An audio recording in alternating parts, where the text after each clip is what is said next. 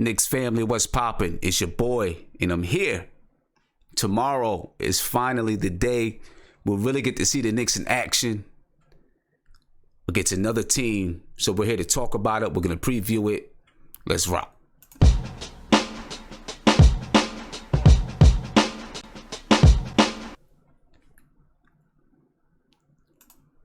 Knicks family, what's poppin', man? I'm glad you guys are joining me this evening, and I know this is it's a late stream. You know what I'm saying? Hey, I was out with the family, and so it's a late stream. What can I say? You know what I mean? I enjoyed my time at what was I? I was at Six Flags with the family. Had a good time. So I had to delay the stream a little bit, but I'm glad you guys are here. Yeah, it's late. I see Josiah Green say it's late. It's definitely late. You know what I mean? But we're going to get it popping anyway. We're going to do what we do. We're going to have a good time. So we got some people in the chat already. We got Tony Crow. We got Viv. We got Aunt G. We got the Prince. I had to take care of something real quick. Got the Prince, and we're going to go ahead and let this thing rock, man. So let's talk about, we got a lot of stuff to talk about. A lot of stuff to talk about. You know, we're going to talk about this open practice because we had open practice not too long ago. You know what I'm saying? And I think there's a lot of stuff that we can learn from this open practice. A lot of stuff we can learn from this open practice, and think about what to expect tomorrow when the Knicks open up and finally get going. You know, finally get going. My man, hopefully, Payback Carter is here. I believe he's here right now. If he's not here right now, he'll be here soon. He's going to give us a report. Viv is going to give us a report from open practice. You know what I'm saying? So let's get this popping, man. Let's get this popping. I see I got you guys in the chat. I'm going to bring this on over to you. Viv, what's popping with you? Say what's up to the crew. What's going on, Sim? Shout out to the chat. I'm chilling, man. Let me give my man Viv. I know you was at the open practice. Yep. Right. So hopefully you can give us maybe a little bit of report of what you've seen and who you think just a rundown of what you think. I think Payback Carter is going to come in and give us a little bit of rundown from what he saw as well. Yeah, I wanted to give him a shout out. I actually I ran into him right after the scrimmage ended. Did you? Okay, cool. Yeah, cool. We chopped it up for a couple minutes. But yeah, he has a lot of cool insight and stuff. He posted some videos from the open practice. So they're on his Twitter feed. Yeah, yep. I seen him. He sent me a couple in my DMs. He DM'd me a couple of as well. Yep. You know. But yeah, there were a bunch of us there. I missed Knicks Fan TV was doing a live stream right outside of MSG. Yeah. I didn't get there in time for that one. But I ran into Jonathan Macri. I ran into one of the other writers. He writes for the blog Posting and Toasting. Yeah. There was some people there. That's what's up. There were some people there. Yeah. Nice. Knick family in the building. That's what we talking. There were a lot of Knick family. Yeah. Yeah. All right. But yeah, let me give you the quick report, I guess. You want me to start right now? Yeah, well, let me go around and get everybody to say what's up, and then we'll come back to it. Sounds good. All right. Ant, what's up, man? Yo, I was supposed to go with Payback, man, but I couldn't work out the schedule. Nah, I was wondering what happened. Yeah, man. I bootlegged it, though. I watched it on Knick Fan TV. Yeah. And, man, the 2 words, Mario Hezonja, man. That's it. Mm-hmm. I love it. Okay. All right. I'm pretty sure Prince got 2 words too. Emmanuel Mudiay. I'm pretty sure he does. You know, Prince. You know what I'm saying? I'm sure he does. Prince, what's good with you, bro? Hey man, I'm elated, bro. I was telling Viv, you could kind kind of, I don't know, you give me yours, but to me, it's looked like they're running things like a high school. I mean, not to say that in a bad thing, but just like, like the pep rallies and, like I see Enos Kanter on Bleacher Report, and he came outside and, was running around talking to all the fans, and it just looked like they really genuinely having fun, and it seems like everybody's really genuinely loving to be a Knicks fan, and it just seems like, they're just doing things right. It's just platonic and it's just infectious. Yeah. I don't know how else to explain it. Okay. All right. Cool.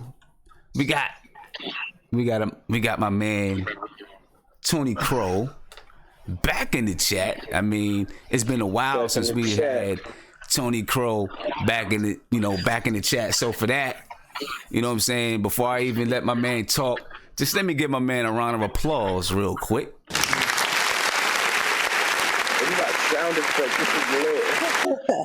Yes, sir. My man Tony Crow. What's poppin' with you, brother? Yeah. We're on the come up. Shout out to the chat. Yo, Blackest Time. Sim, what's going on, man? Chilling, man. I'm glad to be back in the chat, man. Yeah. Glad to have you back, man. It's been a while. We missed you. You know what I'm saying? I miss you guys too, but man, I'm here every time. I'm in the YouTube chat if I'm not here. Yeah, so. We had you on the phone calls, but we missed you in the chat. For sure. Yeah. And of course, we got Nate. My man Nate, what's poppin', bro? What's going on, Sim? How you doing? I'm good. How are you? Good, man. A little tired, but good. A little tired. All right. Yeah. All right. Okay. Hey, Nate, man. And Prince, I was thinking about both of you guys today, man. When the Knicks get out your way, you know what I mean? When the Knicks get out you guys' way, I'm gonna see if I can do a little. Raffle off, not raffle off, but do a little ticket giveaway when the Knicks get out your way. So, possibly you guys might win it. I mean, basically, we're trying to get groups of NBK all over the place. You know what I mean? So, yeah. So if we got come people, to Michigan, let's run over Detroit. Let's go shut Detroit down. That's what it is, man. So if we got people in different states, man, we're gonna try to branch this thing out and get groups together in different states and stuff like that. Yeah, man. So for sure. yeah, we're gonna try to, because we got Knicks fans everywhere. I'm telling you now, when I go to the game tomorrow night, I'm gonna say about 40% of the fans are gonna be Knicks fans. Yeah, so usually the way it is. Let's go. Yeah, Knicks fans everywhere. You know what I mean? So, all right, Viv, you want to go ahead and give us a little rundown? Yeah, sure thing. First, I had some tweets up, just kind of describing what my experience was. I'm just going to tell you there are about 10,000 people or fans that attended. They had a lot of, I think some groups, like, people from different schools. They had like a field trip. So I saw like a lot of kids were there.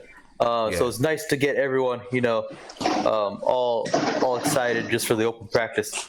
Right. So really, the way the open practice works is they actually started off with a little wheelchair basketball pickup game. Mm-hmm. They didn't show it on the streams, but I believe it had it's like part of the, I think, Garden of Dreams or whatever. So, they're playing that up leading into the practice. Then they had their starting lineups where they just introduced the coaching staff and they introduced all the players. So this is really good for all the younger fans who don't really get to catch up with all the announcements leading up to the season. So they had the introduction. And then they only did one drill during the entire open practice, and that was just a 3-man weave.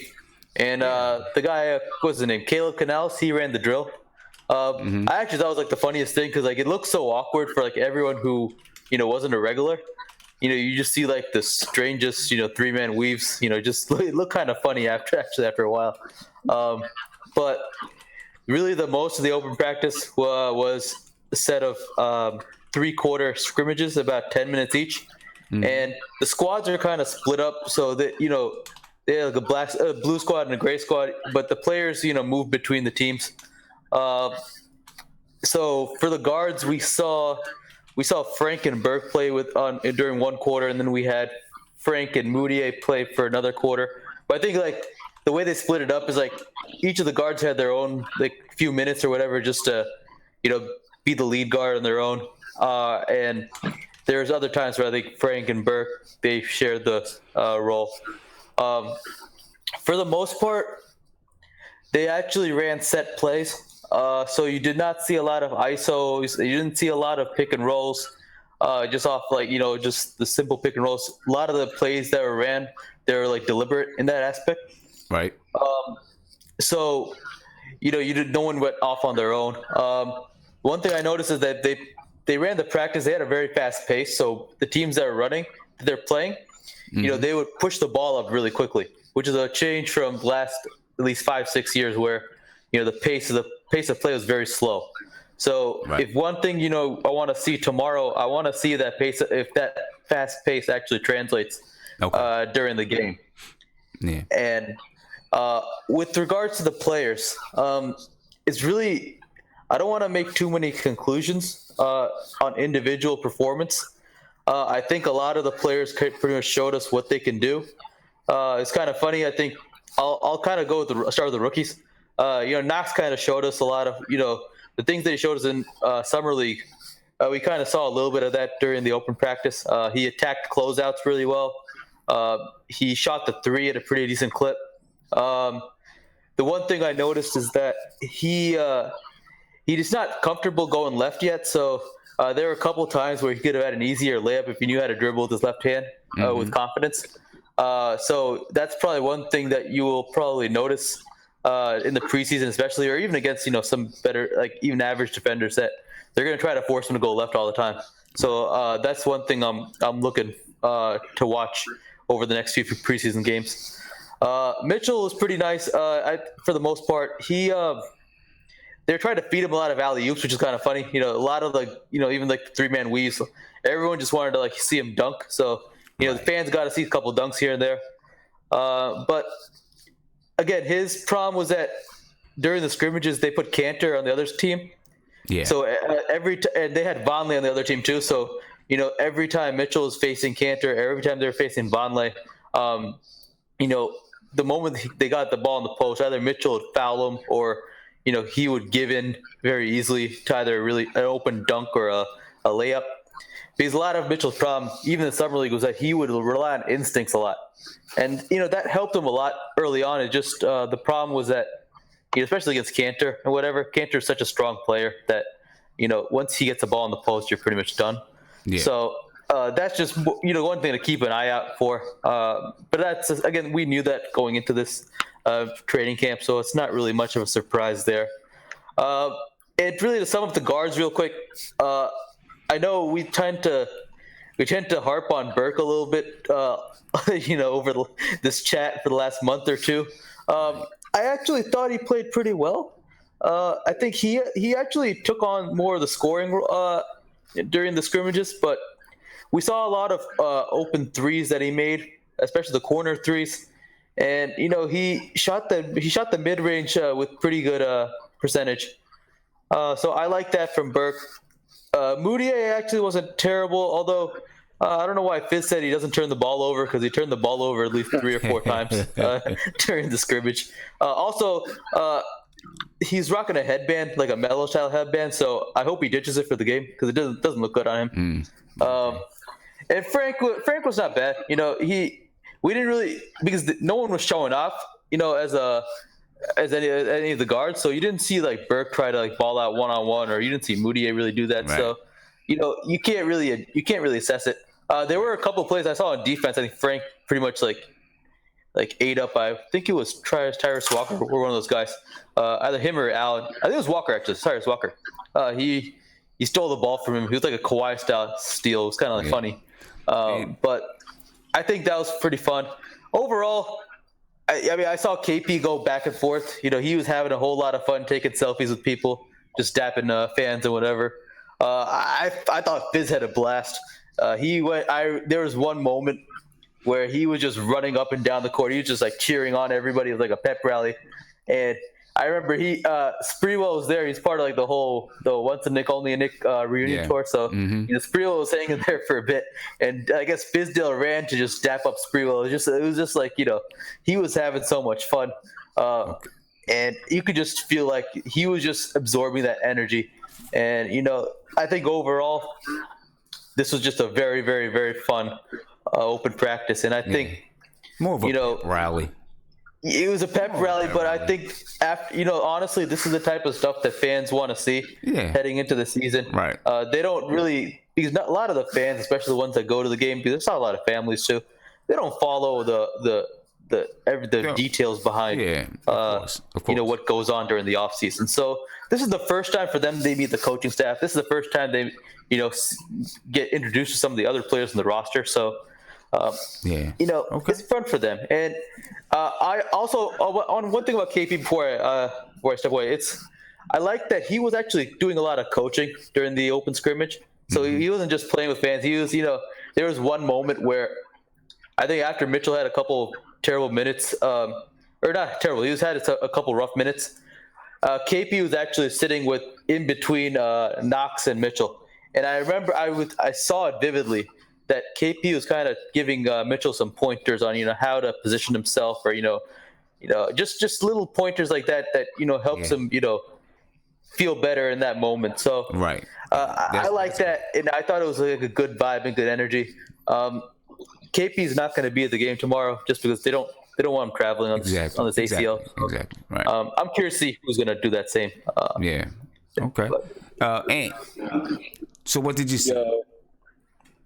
Man, so like I said, I bootlegged it. Shout out to Knicks Fan TV. But from what I saw, Moutier, he played decent. He still had them couple times throughout the game where he gets to the basket and it seems like his brain just dies. And like he gets there and he just doesn't know what to do when he gets there. But overall, he played pretty well. Okay, so Ant, let me stop you right there, just for 1 second, because Javar123, thank you for the super chat, and he said, I think he was talking to Viv, but I'm thinking he's probably gonna apply this to you. He said, tell your man to stop hating Moutier. Control the offense, turned over twice, jumper was falling, and had good activity. Come on, yo. Man, listen. Come on now. All right, so he hit a couple buzzer beaters at the buzzer. It was fun. It was cute.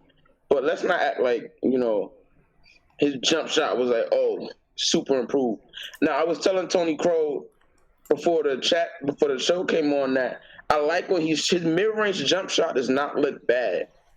And it looks a little more fluid. I said I would like if people take the Trey Burke approach and try to get to that mid-range area and take the pull-up jump shots or get into the post.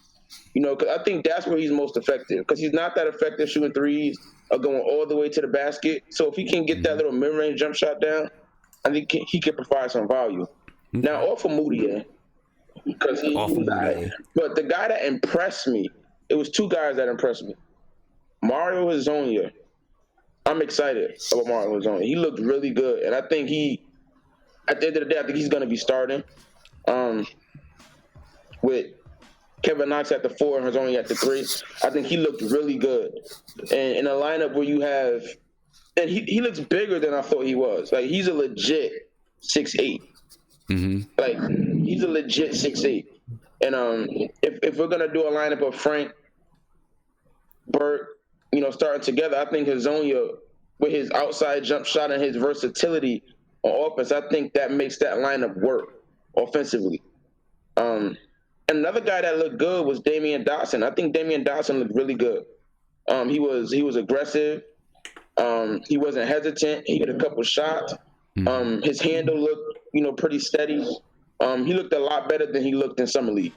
So maybe Damian Dotson isn't the afterthought we thought he was going to be. So we'll see. Okay. We'll see. Let me see. I had Ant already. Tony Crow, what's your take, man? What was your take? Tony Crow got to turn his Tony, mic on. can you hear me? Hey, Tony, you gotta turn your mic on, Tony. There you go. Yeah, my bad. So what was your take? Yeah, I seen a couple of clips on Payback Carter's page, and I was excited. I didn't see much, but you know what I mean. I was excited from what I did see. Excuse me. It's very interesting what Viv said about about Kevin Knox going left. So I want to see that tomorrow. I want to see Frank and Burke together tomorrow. I'm just excited for tomorrow, man. I'm ready to watch the game. I hear you. I'm ready to watch the game. I tell you one thing that I did see from, you know, some of the brief things that I seen from it was Mitchell Robinson. You know, we did a lot of talk, you know, a lot of people, you know, we've had a lot of talks about Mitchell Robinson and whether or not Mitchell Robinson is going to be ready to really compete at a high level. And I'm just not sure if he's going to be ready to compete at that high of a level. He just got to get stronger. I mean, when Cantor got the ball, he just bowled him down low and went to the basket and scored with ease. You know what I mean? Now, Cantor, we know, is a guy that can really, really score down low. But he's not going to be the only person that can do that. You know what I mean? There's going to be a lot of guys in the NBA that can just go ahead and have their way with him. You know what I mean? So I think we should probably take it easy on with Mitchell Robinson right now. You know what I mean? And just let it play out the way it is. Let it play out the way that it plays out. I don't think he's gonna go to the G League. I think he's gonna stay on the team. Hopefully he can get 10 minutes a game, but play some games down in the G League. You know, when the Knicks don't have a game, then he can play a couple games down in the G League. You know what I mean? Something like that. You know what I mean? What you think, man? I agree 100%, man. That's exactly what I was saying on the last chat. That he's not ready, especially with him not even playing in college last year. Right. Like, his best bet would play that 10, 15 minutes a game, go and play full games in the G League, and play back to backs and play and have majority of his minutes down there. It's the same system, or at least it should be, and learn, and learn, and if we make the playoffs, you know, he's ready by then, but he's not going to be ready to take Cantor's spot as a starter. You know, he's miles away from that. But give him some experience, and let's build him, because he has potential. Right. Yeah, man. So let me see what Nate has to say. Nate, what's going on with you, man? Going good, man. Yeah, I mean, I think I tend to agree with all y'all about Mitchell Robinson. I mean, if you watched him in the summer league, that one guy kept posting him up every time and just went to the well every time, post him up. What Mitchell's got to get better at is, if they're going to post him up, he's got to be able to time those blocks, or at least get those hands up in the air.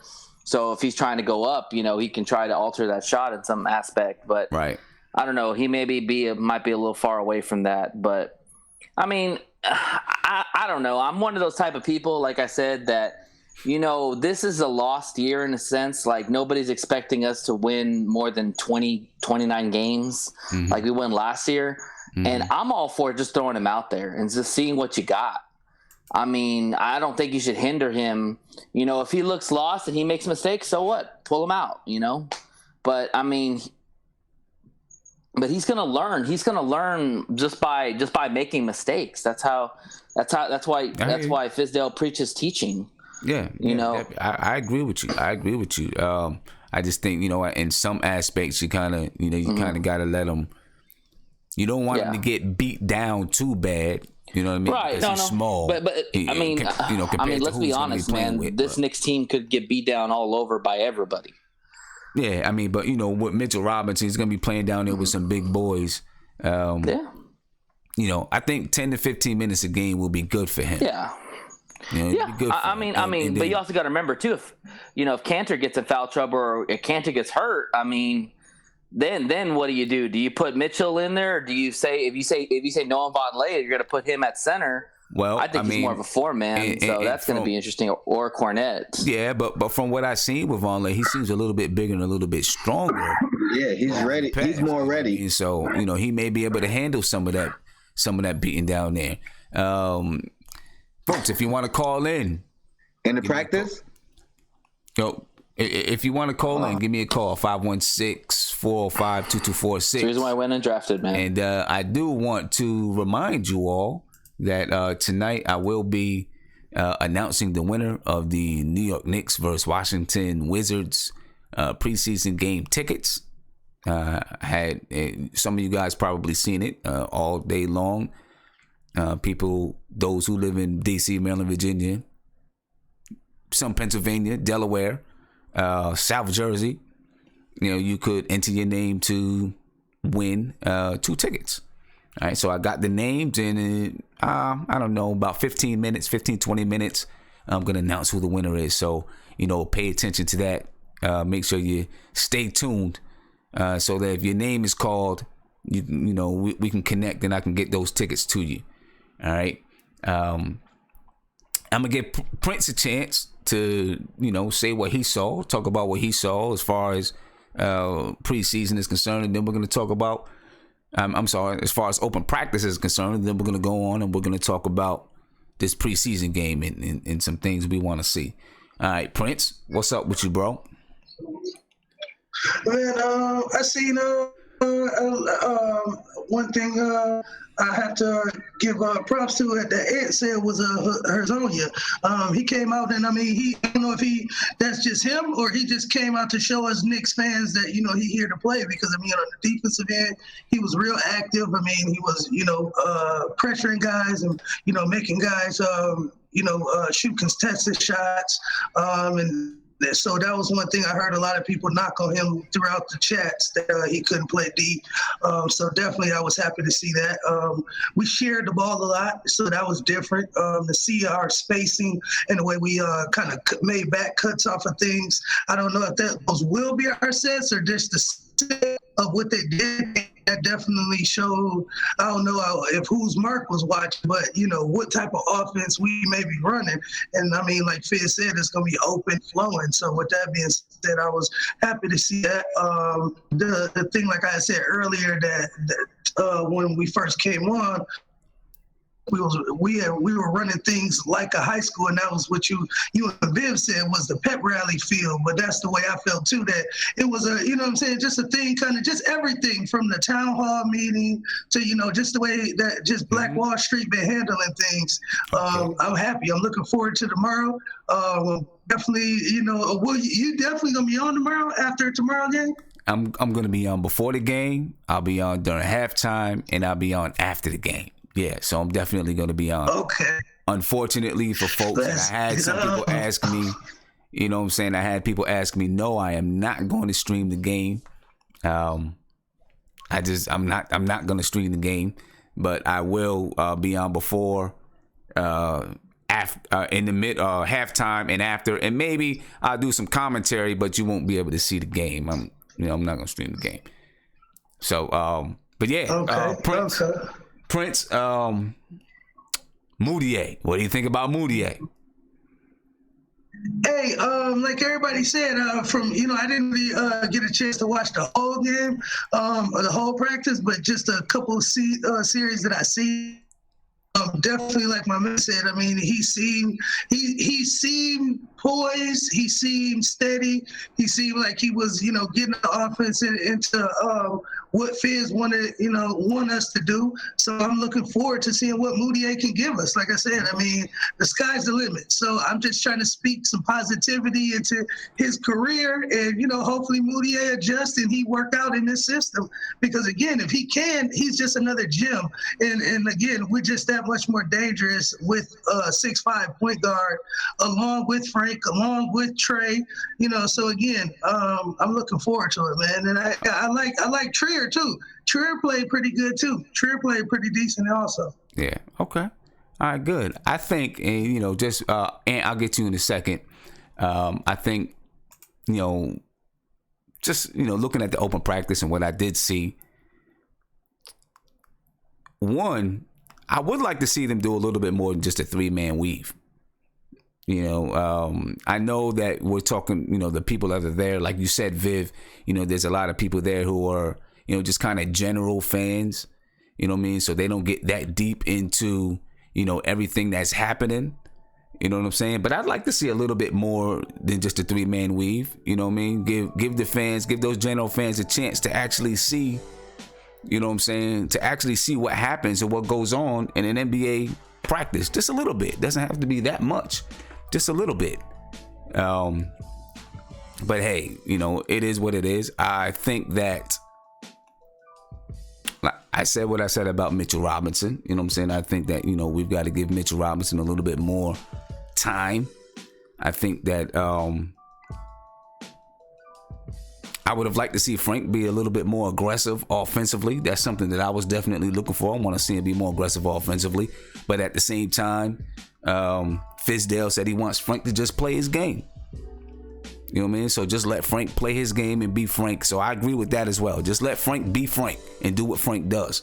And everybody, if everyone plays their role and fits in, then I think maybe we have a chance. I'm not gonna say we have a chance. If everyone plays their role and just fits in and does what they do well, be an all-star in your role, you know what I'm saying? Then who knows what can happen? But that's what I seen from open practice. I didn't hear anyone mention anything about Tim Hardaway. You know what I'm saying?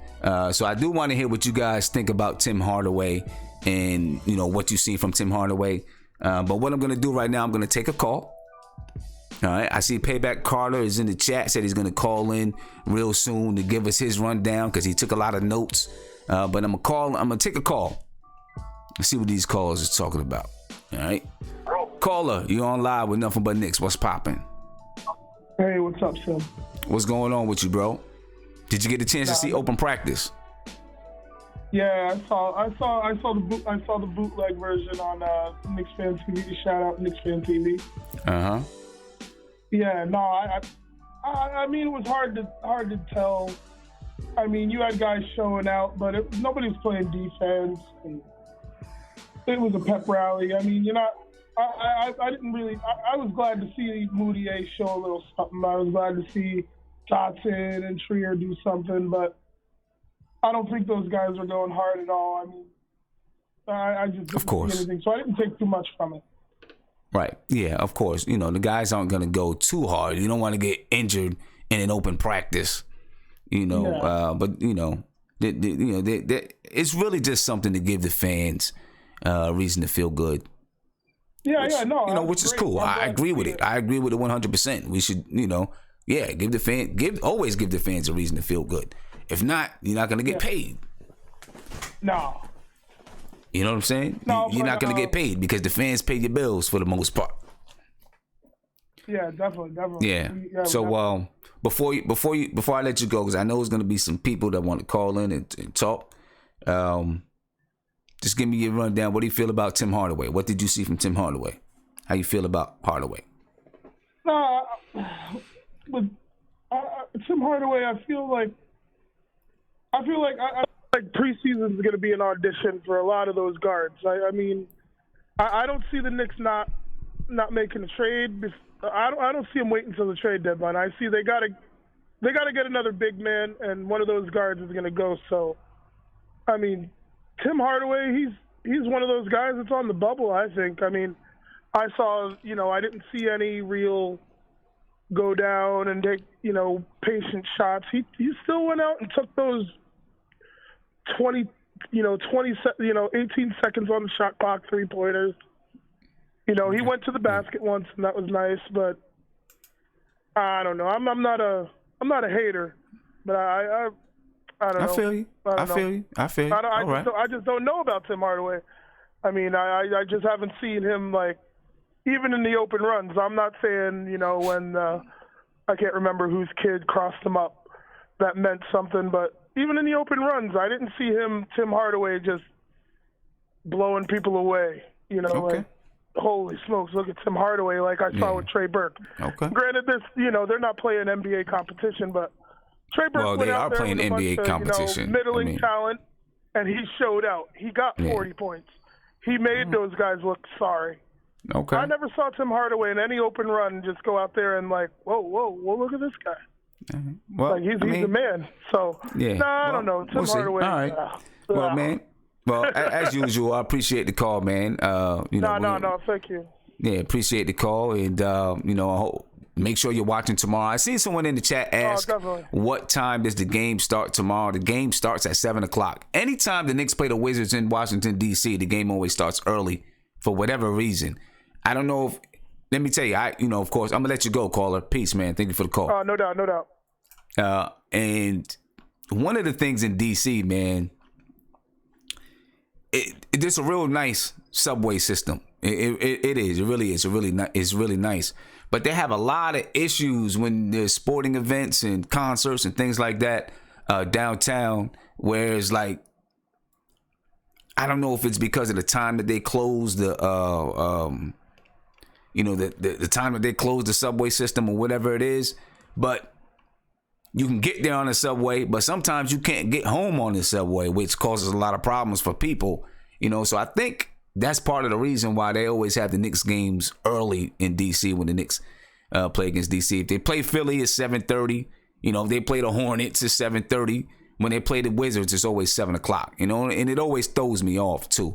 But it's 7:00. The game is 7 p.m. tomorrow. All right. Let me take one more call before I get back to the chat. Caller, you on Live with Nothing But Knicks. What's popping? Hey, Sim. This is Chester. I'm from Connecticut. I was at the open practice, and it was pretty intense, I thought. To start off on a jump ball, Cantor elbowed Mitchell Robinson right in the chest, and the second time they went to jump up, Tim Hardaway went over to the refs and said, you can't be letting them do that. I could see him saying it to the refs. So I thought that he really, stood up for the Rook.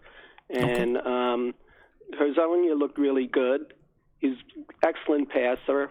And I thought they played pretty hard. I don't think it was just a cakewalk for them. Yeah. Mitchell Robinson bopped Trier in the head on trying to block one of his shots. So they played pretty hard. And it was simulation, obviously, but I thought it was it was pretty good. I just really enjoyed seeing everybody play. Vonleh, I thought, was really good. He surprised me. He had hit a 3-pointer, and he looked really strong inside. I could see him, backing up at the 5. That's about it. I mean, Frank is not going to, jump in there and take over a game, but he'll fit in with anybody that plays. And that's he plays hard defense. Yeah, I agree with you 100%. He'll fit in. I think Frank is like a chameleon, I think. He'll be able to fit in whatever the coach asks him to do, especially in the next 2 to 3 years. He'll be able to do it, no matter what it is. And I think that goes game to game. I think whatever is happening in the game, he'll just fit in. He won't try and dominate the game. And I think he'll be really good. I don't know about his handle, but I think he'd be a really good 2-guard. And Trey Burke looked really good. I think they have makings of an exciting team. I don't know how it's gonna work out with the defense and stuff. Right. Cantor was a monster, but he was playing against Mitchell. But he grabbed every rebound, and he was really aggressive. Yeah. Right. All right. Yeah. Okay. That's all I have to say about it. It was Chester, I'll see you at opening night, right? Exactly. Looking forward to it. Hey, I'm gonna have this Wednesday and this Friday. I'm gonna have a conference call with everyone just so we can talk about some logistics. All right. So just look out for that email. Okay. Great. All right. Okay. I appreciate the call, man. Good talking to you. Bye. All right. Let's get back to the chat. And one thing I'll say is it really is good, in my opinion, for Mitchell Robinson to be going up against a guy like Cantor in practice. You know what I'm saying? Especially if Cantor's not going to take it easy on him. You know what I mean? Mitchell Robinson, there's going to be guys that can just bowl Mitchell Robinson over right now. Just push him out the way and do what they want to do. To have a guy like Cantor on your team who plays that way down low and have Mitchell Robinson play against him every single day in practice. Well, not every single day, because once the season gets started, It's not going to be every single day. Practice will not be every single day. But to have a guy like Cantor to go up against and just kind of bruise him up, and that's exactly what you want Cantor to do. Bruise him up, beat him up, push him around, make him tougher, make him stronger, make him realize, hey, I better get stronger because this is what guys are going to do from every team. And there's guys out there that's stronger than Cantor. You know what I mean? So that's good for Mitchell Robinson. It's good for Mitchell Robinson to get those reps. So yeah, Cantor will definitely be able to help that guy out in practice. Help that guy get stronger, get better. And as much, let's give Cantor credit. He said that's what he wants to do. All right, so let's get back to our chat. Tony, I'm going to come to you, man. What's going on, Sam? What's up, man? And anything, I'm going to come to you, then I'm going to come to Ant, and then we're going to move on and talk about lineups. We're going to push this thing forward. But what do you think about Tim Hardaway? Anything you've seen from Tim Hardaway this weekend? That's crazy. Who was it that said right now he wasn't believable at the media day? See, I'm not sure who. Somebody said it. That was you, Prince. That was you, Prince. Prince. Yeah. Okay. Yeah. I agree with you. Hey. I agree with you. It was something about him that just seemed like he wasn't on the same page as everybody else. He wasn't far off, but it was just a little off. Something was a little off. And I just hope that that the nobody's starting position being, solidified as of yet. I hope that's a lesson for him, and I hope that he just works out to be the best he could be.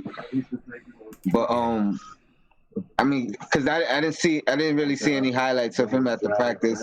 I'm looking forward to see if he starts tomorrow or not, and how he plays. Right. But the biggest thing I'm looking for from him is defense. I think if he could focus on defense and make that a staple of his game, I think everything else will fall in line. Because he works a little bit too hard on offense sometimes. Like he forces and just takes some real bad shots sometimes. Yeah. If he's working so hard on defense to where now he knows he gotta take the best shot and the good shot, I think he'll be a much better player. Yeah. Yeah. All right. So that's what I'm looking for from Timmy. All right. And before we get to the lineups, any ideas, any thoughts on Timmy? I didn't like at all what I saw from Tim Hardaway Jr. And it's just practice. Just practice. It was just an open practice, but oh, you said what? It was just practice for Tim, and I didn't really like what I saw. But the thing that worries me is when he was in the interview and he says, I didn't work on anything. I just I'm just giving you that for saying it's just practice, B. That's out of pocket, man. But listen, when you correlate it with what he said during the press conference, when he said, I didn't work on nothing, I just called the guys to see if they was working on stuff. Well, dang it, yes, he did. Well, dang it, it looks like you didn't work on nothing. You like the same player from last year, taking unbalanced jump shots, not driving to the basket. I have a feeling in my gut that Tim Hardaway Jr. is going to drive us all insane this year.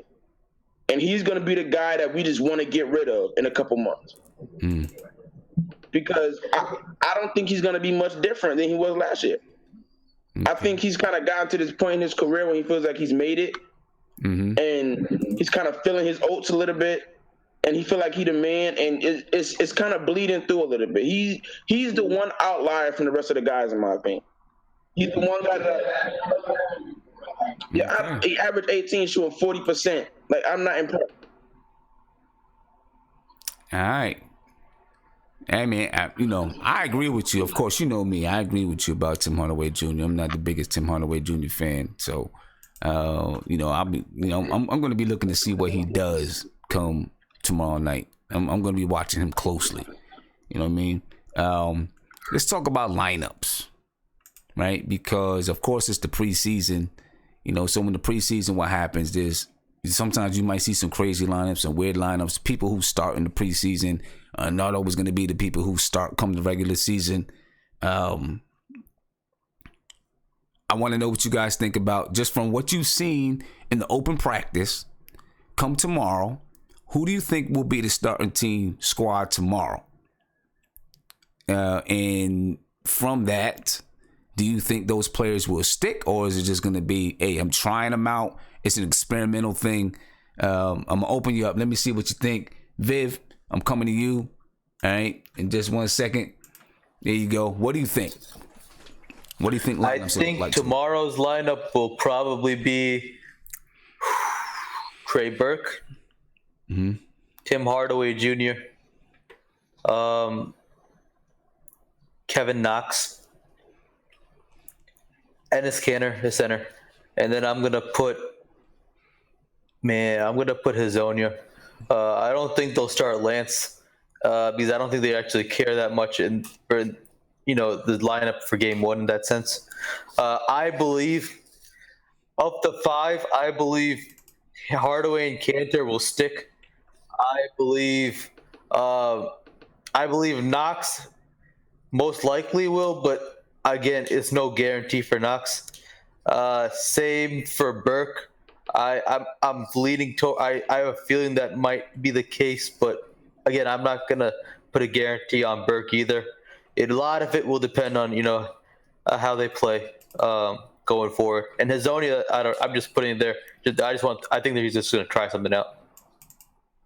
Okay, I think he's just going to try something out. See, and I think we're going to see a lot of experimentation tomorrow. Well, I mean, I think you're not going to see a lot of players. I think the cap, like minute wise, will be about probably about 20, 25 tops. I say around 20 for most of the players. So you're going to see a whole bunch of crazy lineups to begin with anyways. At the same time, we won't see everybody. So not all 20 players are going to play. It's just more a sense that I think the main line guys like Timmy, Kanter, they'll probably play 20. Burke the rest of the people may get about maybe 25. I don't think Lee's going to play tomorrow, so that's going to open up minutes for somebody else, but that's what I think. Okay. All right. Let's see. Prince, what do you think? I think you already know me. I'm going with Frank, Moutier, Tim Hardaway Jr., Knox, Herza, and Kanter at 5. That's gonna be my lineup. That's gonna be your lineup. No, I'm just messing with you, Prince. I actually did say myself that I thought maybe Moutier was going to start, only because I think that Fizdale wants to try him out, give him a shot. You know what I mean? I think he wants to try him out and give him a shot. I'm not sure who I think is going to start. So when I talk, I'm really just going to talk about lineups that I think we're going to see on the floor. Whether or not they start or not, I don't care as much. Oh, okay. I mean, no, I did ask you about starters. You know what I mean? But I'm just just lineups in general. What kind of lineups? This one is my bad, Sam. The one that I would like to see though is Kanter mid at the 4. Go ahead. Burke at the 1. Okay. All right. Let me see. Tony, what you think, man? Starting lineup. Starting lineup and other lineups that you might see. Well, I'm gonna say Frank and Burke in the backcourt. Same thing. I think we're gonna go with Knox. Well, actually, Mario, Knox, and Kanter. I think that's gonna be our starting lineup. Say that again. I think that's gonna be our starting lineup. Burke, Frank, Mario, Knox, and Cantor. I'm gonna tell you what. That's the starting lineup that I would want to take for the season. You know what I mean? Yeah. I would want to take that for the season. I see Ralph on Real says Simmons a Tim hater. You know what? I'll be a Tim hater. That's cool with me. I'd rather see Timmy come off the bench. Sim, check this out. I just feel like his style of play is more suited to coming off the bench. He'll probably start, you know, but I feel like his style of play is just more suited to coming off the bench. Sim, who was the last 3 or 4 6-man award winners? Who were they? I don't know. Jamal just Crawford. that you could think of. Lou Williams, Jamal Crawford. Okay. Who else? Okay. But I know what you're getting. I know exactly where you're getting. Okay. Out of those guys, what do they do well and what don't they do well? It's the same. They're the same players. They're the same exact type of players. That's what I think a lot of people don't understand, man. They're the same kind of players. They're heavy volume shooters that shoot a low percentage. I think Lou Williams maybe had a good year last year, though, shooting a decent percentage. Not exactly sure what it was, you know, but yeah, they're streaky as well. That's what 6 men, you know, 6 men are very streaky. They can get real hot. You know, and then their defense is a little bit lax, right? And you know what going to the bench will do for Timmy? It'll give him another reality check. It'll make him think about not chucking and taking a good shot and taking a better shot instead of the first shot he sees. Yeah. So, I mean, I think it's a win-win for everybody. Yeah, and I liken this to, think back to 2012, 2013. Who was the starting shooting guard? 12, 13, yeah. You got yeah, wasn't Shumpert. it? The kid was. I believe Iman. I don't know. Was it Iman Shumpert? If it wasn't that year, then it was the year after. But I thought it was 2012, 2013. Yeah, you're right. Shumpert You're right. He was the starting shooting guard. And you're right. I know a lot of people had questions. You know, why isn't it J.R. Smith? There was an easy answer as to why it wasn't J.R. Smith. It was because J.R. Smith didn't play defense, and he was a streaky guy. If it wasn't Shumpert, then maybe it was Quentin Richardson. I thought it was Shumpert. Was it Shumpert, Viv? It was Shumpert second half of the season, and Kidd was the first half. First half of the season. Yeah. First half of the season, Jason Kidd. Yep. At shooting guard? Yeah. Felton and Kidd. Felton and Kidd. Okay, yeah. Right. And but J.R. Smith came off the bench the whole year. Still averaged 18 points a game and won 6 man of the year. Yep. Why? Because he was allowed to just play his role and play his game. And then what happened when he was elevated to being a starting shooting guard or being Carmelo's second man? He couldn't handle it. That wasn't what he was. That wasn't what he was. And I feel like Timmy is that same player. I think so too. Yeah. I feel like Timmy is that same player. That same exact guy, in my opinion. You know what I mean? So, and if he isn't, and if he should be a starter, then let him work his way back into the starting lineup. Yeah, exactly. Yeah. But yeah, I agree. Yeah, I think he's probably going to start. You know what I mean? From from the beginning of the season at least. That's what I think. Let me take a couple of calls and I'm gonna come back to you. All right. And hear what Nate got to say. Nate keeps popping in and out, but I'm gonna take a couple of calls. Caller, you on live with Nothing But Knicks. What's popping? Simeon, what's going on, man? Back caller. What's going on? Hey, what's up? What's up, Payback? What's up with you, bro? What's going on, man? I'm chilling, man. Again. No doubt, definitely. Shout out to Viv, ran into Viv. Shout out Angie. What's good, fellas? Tony Crow was good, my brother. Yeah, hey, you think you could? Is there a way you could turn yourself up a little bit, or get a little closer to the phone or something? Yeah, you can hear me better. Little bit better. Yeah, how's it now? It's better. Yeah, it's a little better. Yeah, what's up, man? So what's your take, man, on what you've seen from open practice, and then I want you to kind of make that quick, if you can, and then move that right into what you think preseason lineups are going to look like. Open practice was cool. Open practice was all right. I've seen a couple good things, but my standout was obviously Dotson. You know, I've seen a lot of confidence in his shot and on his aggressiveness. Obviously Mario stood out. I think Mitchell, he's a little raw, but you see the talent. He's going to need a lot of work down there. But it's good that Kanter is banging with him in practice, so it's going to build his confidence a little bit more that Kanter's with him because he was abusing him. Trey Burke, man. Trey Burke was looking good out there. Trey Burke was definitely looking good out there. He scored 7 points in 30 seconds. He was definitely looking good. Moutier was handling the ball good. He was definitely aggressive. Seen him driving to the basket a couple times. He hit a couple good shots. Kevin Knox, you've seen him. He was good too. He was aggressive also. He hit a couple really good jump shots. Frank, I didn't really see much aggressiveness from Frank, but you know, confidence is there. I could see it. You know how his defense is.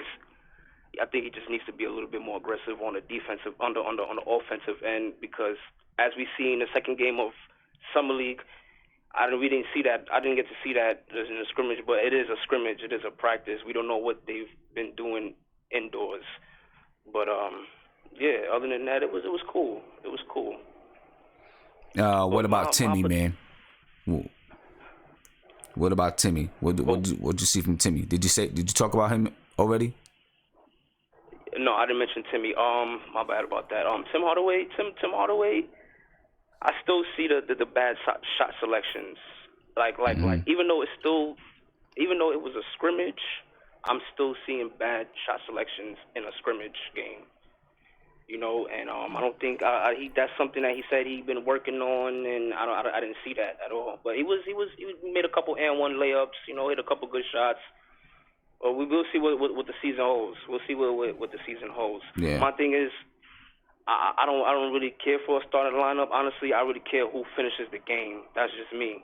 I don't really care about the starting lineup or good, but I care who finishes the last 5 minutes, the last 7 minutes down the stretch when the game is close, and I want to see who finishes that. Those are the players that we know, all right, these guys is running the show right here. Right. Yeah, definitely, man. And so what kind of lineups are you expecting? Regardless, I'm not even talking about just starting lineups, just lineups that you expect to see on the floor, that you'd like to see on the floor. For start of the season? Yeah, for tomorrow night. Tomorrow night. Oh, tomorrow night. Well, I like the lineup that I seen that they started with yesterday. The blue team. They had Burke. They had, some people are gonna be mad, but they had Moutier. They had Hazonia. They had Knox, and they had Kanter. And the way that those guys was pushing the ball down the court, and what also surprised me is the way Kanter was getting up and down the court. You could obviously his conditioning was good. He looked in shape. Conditioning was good, but you showed that, and I think I'll see that for the first game. Yeah, I see Timmy coming off the bench, but if not Moutier, I could see Burke and Dotson starting off the backcourt because, like I said, Dotson was very confident yesterday. I seen a lot of good shots he hit yesterday. Yeah. All right. Just do a little dribble up shot, and he hit a 3-pointer in Hazonia's face, which was pretty good. Yeah. All right. Hey, Payback, man, I thank you for the call. Yeah, no doubt. And thank you for the call. Like I said, I appreciate it on the chance to go there. Definitely fun. Yeah, no problem, man. No problem. It was my pleasure. My pleasure. Yeah, no, I just wanted to notice how another big thing that Chris Tapps, he took it upon himself. That was to me, I think that was the biggest moment of open practice. I had mentioned it on Twitter. I think he had walked all the way from the other side of the court. Like he see Mitchell was, having a little problems on the court or whatever, and he took it upon himself to come walk all the way over to the other side of the court and sit down next to Mitchell Robinson, and he, was giving him some jewels in his ear, and also Kevin Knox was there reaching out and also listening. So I think that was the highlight of the open practice to me. Honestly. Okay, yeah, that's what's up. Yeah, and that's exactly what I'm gonna talk about that in a minute. But yeah, that's exactly what we need from KP. Yeah. All right, so Payback, man, I appreciate it. Appreciate the call in. I'm gonna go on. I want to get to these winners of this contest before they go to bed. All right. All right, man. Appreciate it. Peace. No doubt. All right, so I'm gonna get to these winners because I don't want people to, go to bed. I know it's late. You got to get up, go to work tomorrow. So I'm gonna get to the winners. So I want you guys to, just pay attention. Pay attention because I'm going to announce the winner of this Knicks versus Wizards preseason game. Right, we did a contest all day today. All you had to do was subscribe to the channel, put your name and information in on the website, and you gave yourself a chance to win 2 tickets. 2 tickets to tomorrow's game. So we're gonna go ahead and find out who won. We're gonna go ahead and find out who won these tickets. All right, I already got the names set up in the little system that I'm using. All right, got the names set up in the system. Here's the names right here. So I'm gonna go ahead and we're gonna go ahead and get this thing going. And listen, if you missed your chance, it's cool because there's gonna be plenty more giveaways and stuff like that throughout the season. We're gonna keep it going and having fun. But we're gonna go ahead and find out who the winner is right now. So let me hit go, and the winner is Brian Jones. Brian Jones is the winner. All right. Brian Jones, I will reach out to you via email. If you're not in the chat, I'm going to reach out to you via email and let you know that you won.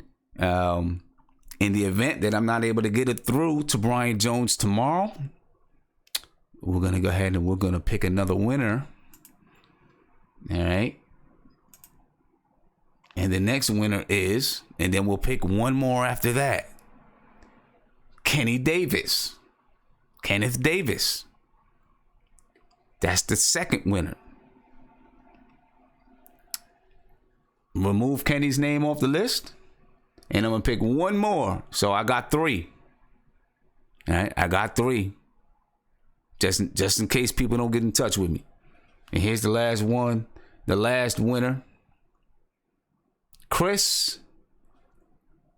I know I'm about to butcher this last name. Chris Tardugino. Okay, Chris Tardugino. That's the last winner. So if Brian Jones, if you don't get in touch with me, if I can't get in touch with you, Brian Jones, then it's gonna go to Kenneth Davis. And if I can't get in touch with Kenneth Davis, then it's gonna go to Chris. So Brian, I'm coming to you. If I can't get Brian, I'm coming to Chris. I'm coming to Kenneth. If I can't get Kenneth, I'm coming to Chris. All right. So there goes the winners, and I will be reaching out to Brian as soon as I'm done with the stream. I'll be reaching out to Brian. All right. I thank you guys for participating. And like I said, there's going to be plenty more streams. Plenty more contests coming up throughout the year, throughout the season. So yeah, there we go. Anyway, let me get to what I think is going to happen with lineups tomorrow. Who do I think is going to start? That's a good question. I'm not exactly sure. I do think Moutier might get to start at point guard, just so that I think Fizdale wants to see what Moutier can do. I think Fizdale wants to give him that chance, right? I think that, and I also think that part of the reason why he might want to give Moutier that chance is because I feel like starting Moutier, even if he's starting beside Timmy, it cleans up some things, because then coming off the bench, you can have you can have Frank and you can have Trey. I just feel like it kind of cleans things up a little bit. So we'll see. I think he's going to test it out. Anyway, I think, so I think you might see Moutier, Tim Hardaway Jr., Mario Hezonja, Kevin Knox, and then of course Cantor. I think that's what we might see tomorrow. If I'm wrong, I'm wrong. Cool. I think we're gonna see lineups of. I think we're gonna see Trey Burke and Frank Ntilikina play a lot together. I think Fizdale is intrigued by that lineup. I'm intrigued by that lineup. I want to see that lineup. Right, so I think we're gonna see them guys play together. I think you're gonna see Knox at the 3 and at the 4 a little bit. Okay, I would like to see a lineup of Frank Ntilikina, either Courtney Lee and Tim Hardaway at the 2, Mario Hezonja at the 3, Kevin Knox at the 4. Mitchell Robinson at the 5. I just want to see what it looks like. All right. Actually, this is not my beat, guys. So I'm not trying to take credit for that. I see someone say, "Sim, you got some heat." This is not my beat right there. So I don't want to take credit for that. But anyway, I do. That's some lineups that I want to see on the floor. I do. Of course, I want to see. A big lineup. I'd like to also see Frank Ntilikina with Mario Hezonja at the 2. See what it looks like. Kevin Knox at the 3. Maybe Von Lay or Mitchell Robinson at the 4 and Canner at the 5. I want to see. Just a mixture of things. I want to see him experiment a little bit. Find out what he has on the floor and really play with the lineups. You know what I mean? I mean that this is exactly what preseason is for. Play with the lineup, see what you have. I want to see Alonzo Trier play. I want to see him get some playing time. This is the time to do it. We put him out there and see how he works with everybody. You know what I mean? So yeah, let's see what's happening. Let me go to this phone call. Go to the phone call. Caller, you on live with Nothing But Knicks. What's popping? Hello? Guess I missed him. All right, so that's some lineups that I want to see. And of course, there's some expectations, of course, of players. Some things that I will expect to see from players. I'm gonna go back to Tim Hardaway Jr. I want to see Tim Hardaway Jr. Tony Crow said he wants to see Tim Hardaway play defense. I want to see Tim Hardaway play defense as well. I also want to see Tim Hardaway be a leader on the floor. Right? I want to see him be a leader. Step up into that leadership role. He said that's one thing he was working on, right? Like Ant says, he was asked, "What have you been working on?" And he was kind of like, I've been working on being a leader. Right? So I want to see how he's been working on being a leader. I want to see him step up and be a leader. I'm watching his body language. I know it's the first preseason, but I'm watching his body language. I want to see, if he gets pulled out the game when he doesn't, and it probably won't happen because it's preseason, so he doesn't care as much. But, if he gets pulled out the game when he doesn't think he needs to be pulled out the game, what's his body language like? How does he react to the referees if he doesn't get a call he thinks he should get or something like that? I know all the players, even your leaders in the league, react dumb to the referees sometimes when they're not going to change calls. But I'm just looking to see what he does. Does he exude leadership when he's on the floor? You know what I mean? Because even when Tim Hardaway was the guy last year, he didn't exude leadership. He was the guy only because he was the leading scorer, but I didn't feel like he was the leader. I didn't feel like he was the one who was going to take control. And I don't mean take control as far as scoring the ball, just take control and say, "Let's go, guys. This is what we need to do. Follow me. Follow me, and we're going to go places." I never ever seen that from him.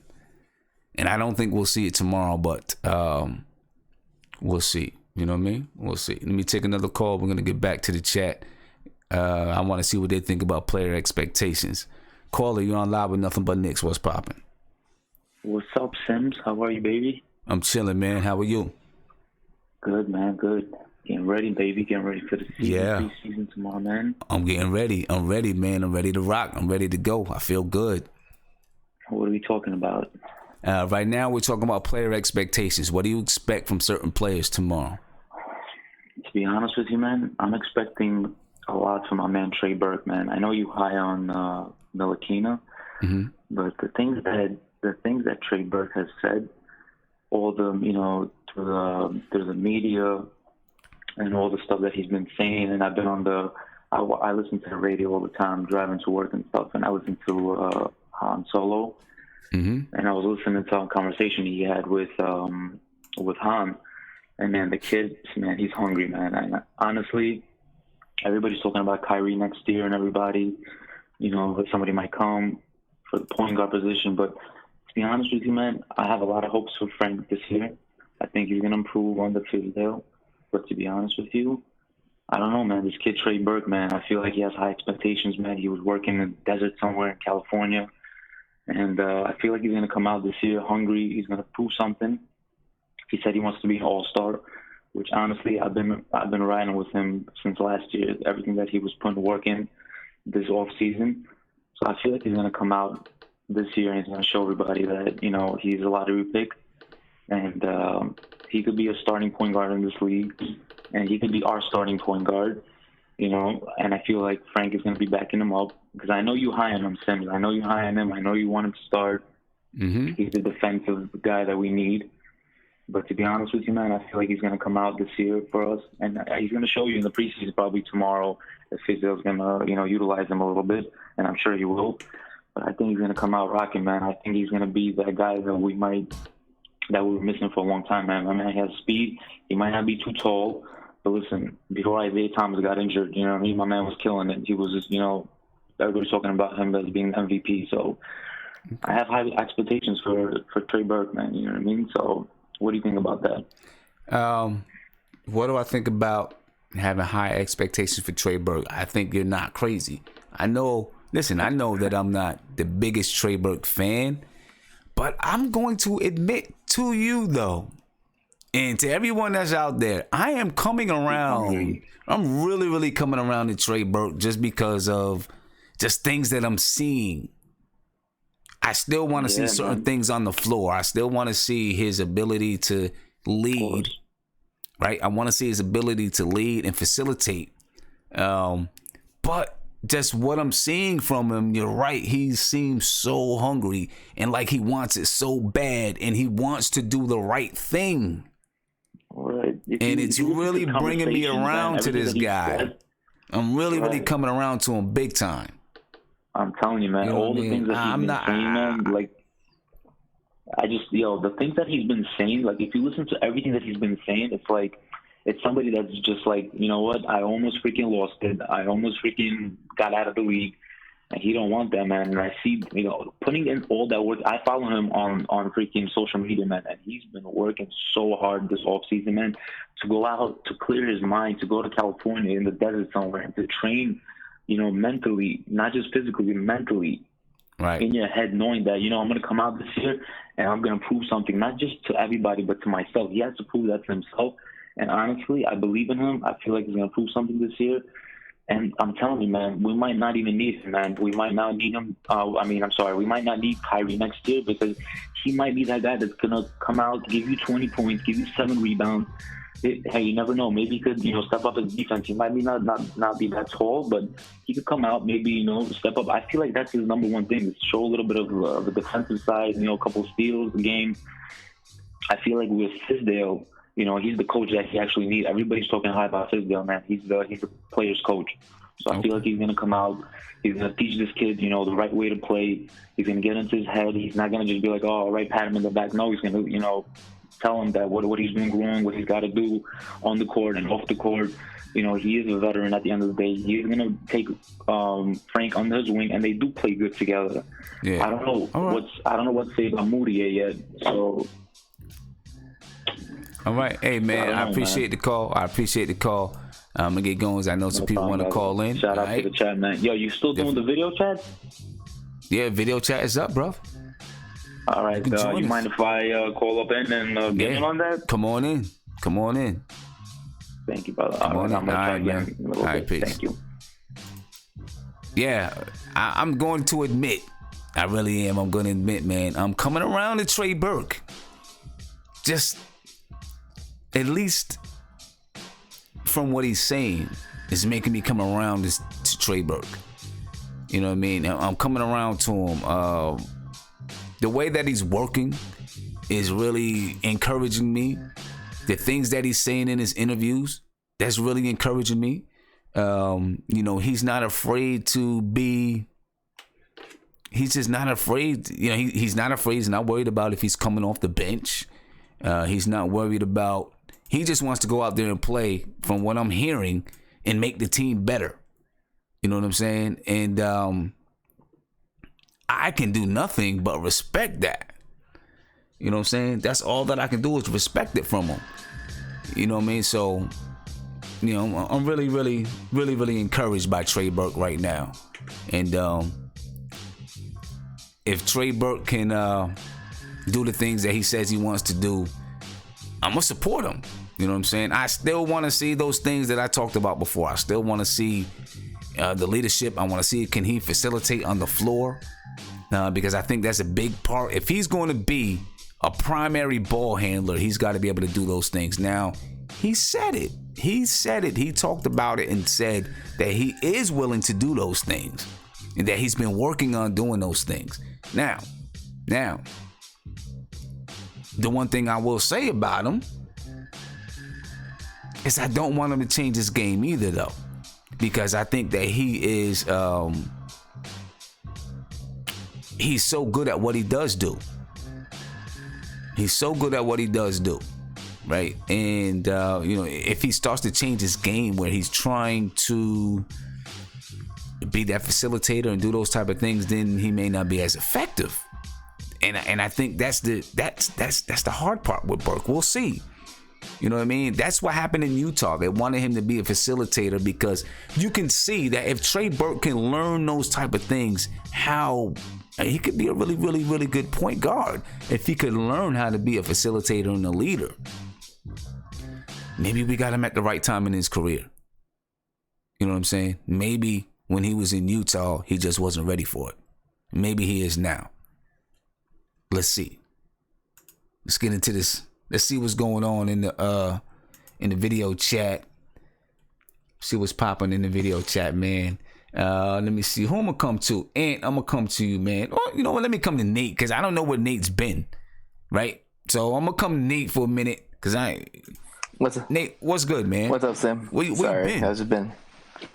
Been in and out. Sorry. Okay. So what are y'all talking about? Now we were talking about player expectations. Yeah. I mean, expectations for me is just, play hard, play good defense, play for each other. I think that Fizdale kind of highlighted that by saying, you want to play good defense. He wants the ball to be passed around, but also too, just have a good time. Like they said that their practices, they've been playing free and all that. Continue to do that. It's only the first preseason game. A lot of these guys have never played in a preseason game, so it's gonna be a little jitters and all that. But have fun, enjoy it. Be grateful that you're in the NBA and that you're gonna you're having this opportunity to do that. You know what I'm saying? So just take it all in. But definitely the defense for sure. I don't know if you watched the first Summer League game when they played, but did you see the intensity they played in that game with? Like they were all over the ball. They were hounding their defenders and all that. It kind of wore off, later on in the game, but I like to see that intensity tomorrow. Play the defender good, try to get those steals, run a fast pace type of offense. Right. Maybe hopefully it's going to be similar to like that Summer League game where they came out and they played with that kind of intensity, because I haven't seen the Knicks play with that kind of intensity in a long time. So it was exciting to watch. And that happens sometimes when it's your first game. Yeah.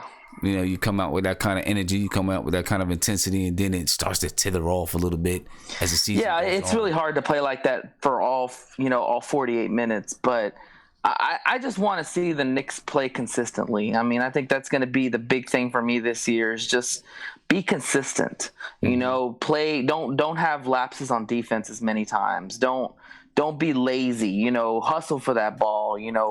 Run up the court. If you're gonna play fast, play fast. If you're gonna lock down defense, play lockdown defense.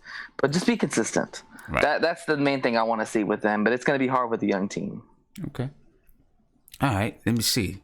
See who we're talking to. Viv, what do you think, man? What kind of expectations do you have? Oh, for tomorrow? Just for players. Certain expectations for certain players. Looking at them, tomorrow and going into the preseason. Look, I think preseason, my expectation is, everyone,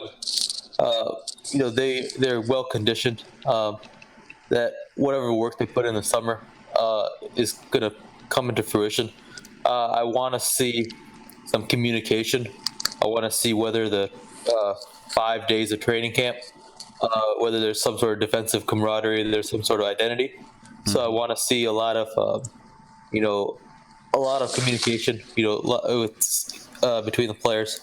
I want to see, I guess for me, I want to see the guards act confident, but not act like cocky in a sense. So, I want the guards to be aggressive, and I want them to understand that they are there to facilitate the rest of the team on offense. I would like to see the pace of play step up, so I want to see them run at a faster pace during all the games. Right. And I would like to see, when our, Tyrese Walker, Alonzo Trier, I want to see them, play with just like a little bit of confidence, even if it might be a little bit reckless. I want them to, to not look like they're like, completely lost out there. Right. Okay. So, that's what I'm really looking forward to. And I do want to give a shout out. I did run into someone else at the open practice. I think he's in the chat. I ran into Senor Knicks. So that was a fun little fun little time chopping it up for a bit. So just thought I mentioned his name in the chat. Okay. All right. Cool. That's what's up. Now, let me see who we coming to. Who else we got up here? Tony. What's going on? What do you expect from certain players, man? Well, the main thing I'm looking for is, I'm not even going to talk about any player in particular, but as a team, I want to see the pick and roll defense. Viv pointed out that he didn't see it at all, and that's what everybody's going to do to exploit a weakness on the team. Most of the time, all you have to do is get a pick and roll, right? And they'll run it continuously. So I'm looking forward to seeing how they defend the pick and roll, and that might be the thing that keeps Frank on the floor, because it's rare overall in a player, and then in the guard position it's even more rare. Yeah. So I mean, and then I want to see who's probably the best guy to be on the other side of the pick and roll defense with him. Right. Okay. That's what I'm looking for. I'm on some defense stuff right now. I don't know why. Okay. Nah, that's good, man. That's what we need. I'm excited, but I really want to see I think the defense is what's going to get us in the playoffs. Yeah. We need to be on that defense stuff, man, for sure. We need to. And one of the things I want to see, I'm expecting Cantor to come out and beat Cantor, right? Play with that energy, bring that fire. I want to see how he's evolved in his pick and roll defense. You know what I'm saying? I want to see that. Let me see what Prince got to say, man. What's up, Prince? Man, I would like. I'm gonna look from a holistic approach first. I really don't want to go, player to player just yet. Holistic approach. But I think, you know what I'm saying, all around. You know what I'm saying, just get in there. Here's the holistic approach. That's what I'm talking about. You know what I'm saying? Just straight from the earth, man. Just straight from the earth. But I really want it to be, a genuine family. You know what I'm saying? I want us to breathe. Breathe just positivity as a team. Fight for each other. Definitely, like Tony Crow said, I want to see that defense swarm around and hold each other accountable and compete. You know what I'm saying? I want to see competition out there, like Fizz said. I want to see definitely what we've been doing in training camp. Like he said, let that fire out on it. It's always good to see a different color jersey, so let that same fire out that we've been, doing in the gym against each other and let it out, going into tomorrow. Another thing, just a personal thing. Me and Ant we was talking about this in the chat. I would like to see if Mitchell Robinson can shoot the ball. So expectation is to see him shoot the ball a couple times, in the game. If he gets the ball, shoot it, instead of giving it up and. And see, and that's the thing where Ant is. I mean, my thing is progression and teaching and letting the kid learn, like Fizz said. So, and that was the argument. Ant's argument is basically he believes that Fizz is telling Mitchell Robinson that he should only work on his post game and defense and this and that, and don't shoot the ball. And I'm like, well, that would go totally contradict against what Fizz has been saying with all his players. He's not going to limit none of those guys, and he's going to let them develop their game. So my thing is, in pick and pop situations, if Mitchell Robinson pops and Frank throws it over his shoulder to him, I'm pretty sure Mitch shoot the ball. I want to see him shoot that shot. Okay. If it's a long three, you miss. I mean, okay, you miss as long as you don't airball. If you airball, don't shoot it again. But if you knock it down, you know what I'm saying? Who knows? You know what I'm saying? Hey, but the point is, you said miss as long as you don't airball. What's the difference? My thing is shoot a confident shot, that you think that you can make. Again, my thing is, again, if you trash out there, Bill Cartwright with it, shooting treys, Joakim Noah shooting treys, that's trash. Don't shoot it. But if you can shoot the ball and you confident. Bill Cartwright with it. He said Bill Cartwright with it. It's trash, that's trash. Sim. So hey, but again, let these young boys play, man. Let these young boys play, man. Let them progress. It's preseason.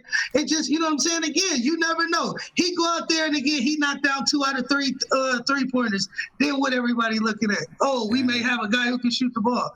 Ant, you a pessimist, man. You Stephen A. You the new Stephen A. Hey, see, man. Go on to somebody else, bro. Go on to somebody else, bro. I'm coming to Ant. All right, Ant, Prince, it's on you, bro. Why does Prince do this to me, man? My only point is that Mitchell Robinson is so raw, and that David Fizdale, as the developmental guy that he is, part of development, and you notice is you don't want to download too much information at one time when you're dealing with a player that you're trying to teach the fundamentals of the game. Fizz is trying to make sure that Mitchell knows how to set screens. He knows how to roll to the basket. He knows how to box out. He knows the defensive sets. He's focusing on his rebounding. The moment we start downloading, okay, now I want you to shoot some threes, he's going to be confused. He already looks confused sometimes. Now we're going to tell him to pick and pop, and we don't even know if he can make it. Nah, Fizz is going to put him in positions to succeed in the short stints that he plays in. Fizz is not going to run that young kid out there that didn't even play college ball and say, I know you don't know how to really set screens yet, but you want to try and pop and shoot a three-pointer when he only shot 27% in high school from three-pointers? Like, we're not doing that. That'll be malpractice. Prince, man, I just don't know what's going on with you lately, brother. But, no, we don't want Mitchell Robinson shooting threes tomorrow. Well, we definitely don't want him shooting threes. No. I don't want him shooting threes. But let me just ask you, if he's wide open for whatever reason, you got to take the shot. What does Clyde Frazier say? One of his favorite things is you are open for a reason. Well, I mean, yeah, but wide open from three. Yeah, I don't know. But I don't know.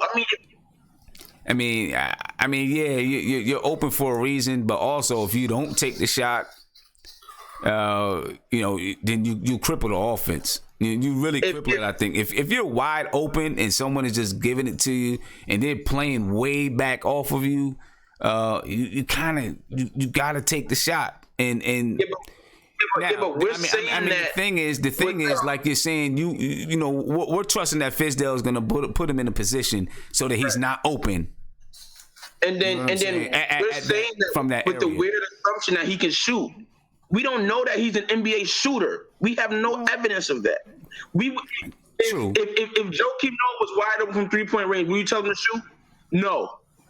I mean, look, if I'm not saying from 3, but if he's in that mid-range area, mid-range, but Prince is talking about 3-pointers. You got to shoot it. Well, I mean, I don't know if he was talking. I don't know if Prince was. I don't know if Prince was talking about. I don't know if Prince was talking about threes. I don't know. Maybe he was. You know, but if he's wide open, if he's in the mid range, he's at that foul line area, and he's wide open, he got to shoot it. Definitely, but that's different than a 3-pointer, Prince. Oh, that's definitely different than a 3. Yeah, definitely different. And then another thing I want to see is with my boy Frank is I want to see Frank come out there and make David Fizdale's decision real hard. Like, I want to see him get real aggressive. Okay. I want Frank to just go at it. I don't care if he successful, but I want to see him go at it. I don't want to see him kind of like falling back, because one thing we know about Trey Burke is Trey Burke is going for it. Mm-hmm. Moutier, he may do some dumb stuff, but we know that Moutier is going to go for it. Timmy's going to get his shots up. Frank has to become a little selfish in that way that, you know what, he got something to prove too. So I want to see Frank play like he has something to prove. And maybe I want to get you guys. Opinion on this, right? So I'm gonna unmute you guys. Well, I'll just leave it here. Maybe with Frank, and then I'll unmute you when I get to you. Maybe with Frank, you know, Fizdale said he wants Frank to be Frank, right? And just let Frank play his game and let it develop. I would like to see him get more aggressive scoring, but maybe Frank is going to be better suited scoring in transition, scoring off of steals. Maybe he still can get his 10 points a game, but he gets it the dirty way. Maybe it's not that he gets 10 points a game because he's breaking guys down and creating a shot, but he just gets it the dirty way, right? He gets the loose ball and puts it back in. He gets a steal and takes it coast to coast for a layup, or he's on a fast break and he learns how to get the little pull up, or he takes the shots that's available to him. I don't have a problem with that. No, definitely. I just want him to be aggressive in what he does, right? So if he's going to play his game, do that, but be aggressive doing it, if that makes sense. Like we know you're a defender. I want him to take that to a different level then. Like, if you're going to hang your hat on your defense, become like Tony Allen, like speed nasty on defense. Like, I want to see that from him, like that dog. You know, that, listen, I may not be the prettiest player, but guess what? You're going to feel me when I'm on the court. I want him to feel Frank. I'm with you. You feel me? So that's what I want to see from Frank. All right. Let me see. I'm going to come back around to you, Prince. What do you think, man? I mean, would you be happy if Frank is that kind of guy? Yeah, I would definitely be happy if Frank came out a lot more aggressive and definitely Frank first.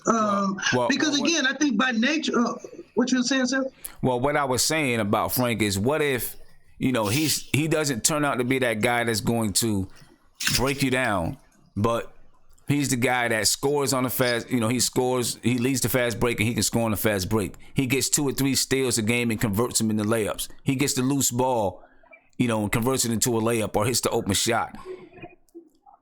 That junkyard dog type of player. Yeah, I would love to see if Frank get it out the mud, as they say. Get it out the mud.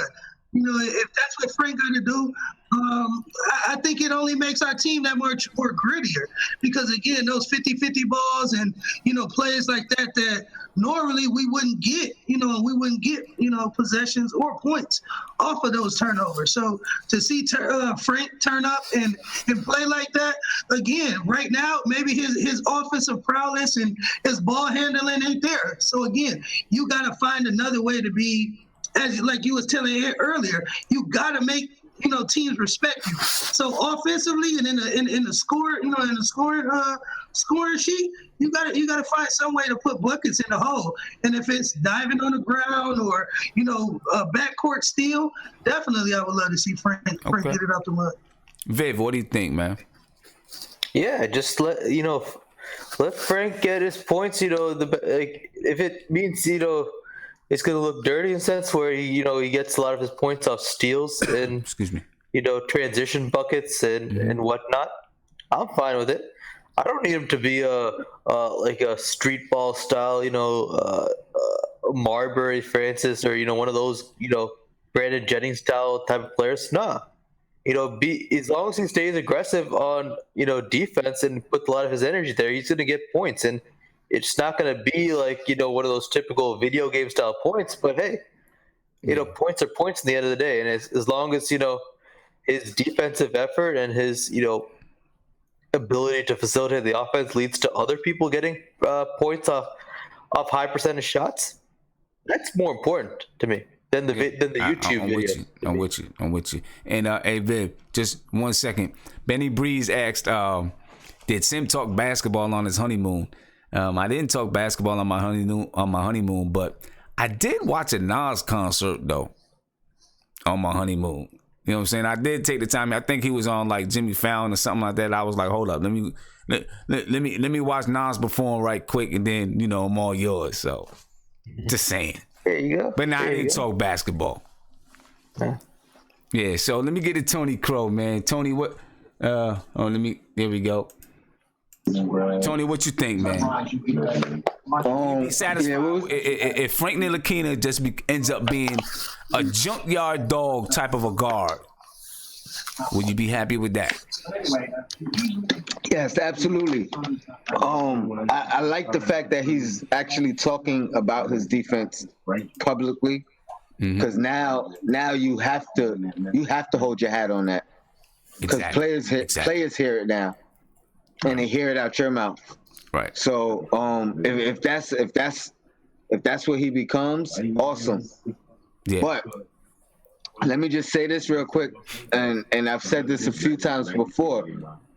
For Frank to even be that player, he's still gonna have to take the shot when it's given to him. Mm-hmm. Just like who were we just talking about? Mitchell Robinson. It's almost the same thing. If Frank is known to pass first and pass second and pass third, then they're gonna back off of him and they're gonna leave him alone because they know he's playing the pass, or they're gonna play the pass because they know that's where he's going. So he has to at least acknowledge and recognize when they're leaving him open, when they're daring him to shoot. Right. Because of course. he definitely has a good shot. And he can make his shots. Yeah. But once he figures out those reads, and that's that thing that I think point guards have the hardest time learning. So I think he'll get there sooner than later. Hopefully is this year. Yeah. But in the meantime, focus on that defense, and then that might get you 6 points a game. Exactly. And look, and one of the things though, I'm gonna say this. One of the things with Frank, players are going to challenge him this year. You know what I mean? Because there's all this talk about Frank's defense. A lot of players are going to be like, okay, and now it's time to show and prove then. You know what I'm saying? You're a defender. I'm coming at you. And I want to see how Frank is going to respond to that, because there's going to be players that's ready to come at Frank. Kyrie, Kyrie's seen, he's on social media, right? He's seen people say, oh, Frank locked him down. James Harden, oh, Frank locked him down, right? Them guys going to be coming at Frank, so Frank better be ready. He better be ready to step in. Big shout out to Marty Knicks. Said all Frank has to do is knock down open threes. I'm with you on that. If he can knock down, he hit one in open practice when he was open. But yeah, Frank better be ready. He better be ready, because guys coming at him. Nate, what you think, man? You think guys coming at Nate this year? I mean, you think guys coming at Frank this year? Guys always be coming at me. Nah, I meant they always be hating, man. They always be hating on me. Calm down. They always hating on. They always hating on me, man. They always hating on me in the chat. If you read the chat, Nate. They always be hating. Nate. Hold up, Nate. Just be quiet for 1 second. That laugh, man. That laugh's too much. Hey, that was a rough one, Nate. That was a rough one, Nate. Go ahead, man. Go ahead. Finish it up, bro. All right. Yeah, I mean, just let Frank be Frank, man. I mean, let him run the offense, let him lock down on defense, make those passing and just take the shots when you're open. I mean, it's not hard. I mean, I think if he tries to make it any harder, he's going to press. And so, just defense first, knock down a shot if you're open, and run the offense. I think Fizdale's going to look at him more to run the offense. Can you run the offense? Are you going to get rattled if your shots aren't falling or you're making mistakes? Are you still going to, be poised and run the show? Because if you watched him last year, that's one thing he did really well is that he handled, situations where he didn't shoot very well. He still came out and he still played hard. And he didn't really show like he was, quivering away from any kind of situation. He took it like a man and just, hey, this is not my night. Maybe the next day will be better. All right. So, that's what you want to see. Yeah. And hopefully, and I'm anxious to see him against Wall. I really want to see him right on Wall. Yeah, as a matter of fact, I think it's even out there. I don't know how much, we're going to see what happens in the preseason, but I think it's even out there that Frank held Wall scoreless for a certain amount of time or whatever it is. So John Wall may be looking to come at Frank too. You know what I mean? So hey, bring him on, man. I mean, everybody knows he can't shoot. Wall can't shoot, so you got to keep him in front of you. So that's gonna be a really good matchup to watch. Yeah, that's a task because John Wall, man. Listen, players on TV, players usually look average. Not average, but everyone's around the same speed, so everyone looks the same speed. John Wall looks fast on TV. When you look fast on TV, you're fast. You know what I mean? You're fast. All right, Viv, I got you unmuted for a second. Coaches' expectations. Any expectations from the coaches? What do you want to see from the coaches? Instruction. I want to see, Fizdale spend some time, trying to teach some of these players during the middle of the game. Sometimes you'd see it with like Pop and Kerr. They would take a player to the side, talk about a specific, action that they were part of. Just I want to see a little bit of that one-to-one. I want to see a little bit of the other assistant coaches, becoming more active on that end. So, in particular, I'm very curious to see how the guys like Caleb Canales, Pat Sullivan. I'm curious to see how they all, position themselves on the bench, and I guess right. The guys who are sitting near the end of the bench are probably the ones that we should probably take a look out for, because they're the ones that are going to be doing a lot of the individual teaching, so the teaching of where players should be on the floor, some of the fundamentals and whatnot. So I'm very curious to see, how they do that. And I'm very curious to see, during home games, where does KP, sit and who he is, particularly speaking to and what he's actually trying to, instill, what type of teaching he's trying to do. So all of those things there, I just want to see our coaches become, just teach and just, have that type of like relationship, where you can take a player out, one-on-one, you just talk to them a little bit, say, hey, this is what you, this is what you did wrong per se, or, this is how you need to position yourself. And then, I think that'll just make a big difference. It'll be step by step, play by play, game by game. And I think, you will see the incremental difference over the course of the year. Yeah.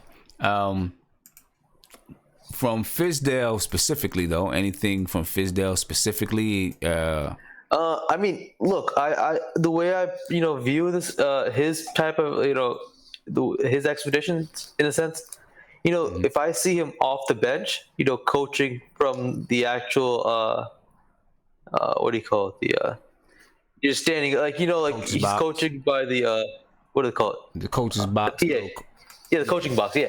So just being up and just being there, sometimes I would notice it with Hornacek where, if you're just sitting down, just coaching from the seat, it's not as engaging per se. I want to see Fizdale just engage, and just be standing up, just yelling out different instructions, just observing the game.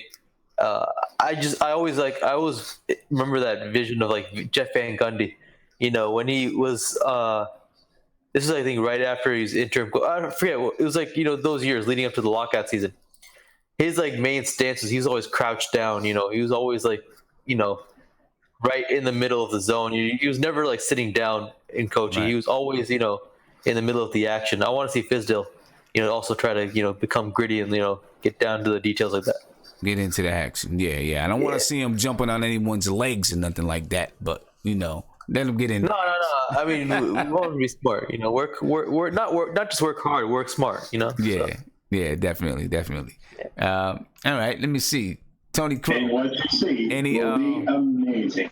Any expectations? Airplane view about the clouds. Now there's still some clouds above the airplane. Hold on. Let me come back to you. I hear a lot of noise in the background. Let me come back to you, Tony. Hear a lot of noise in the background.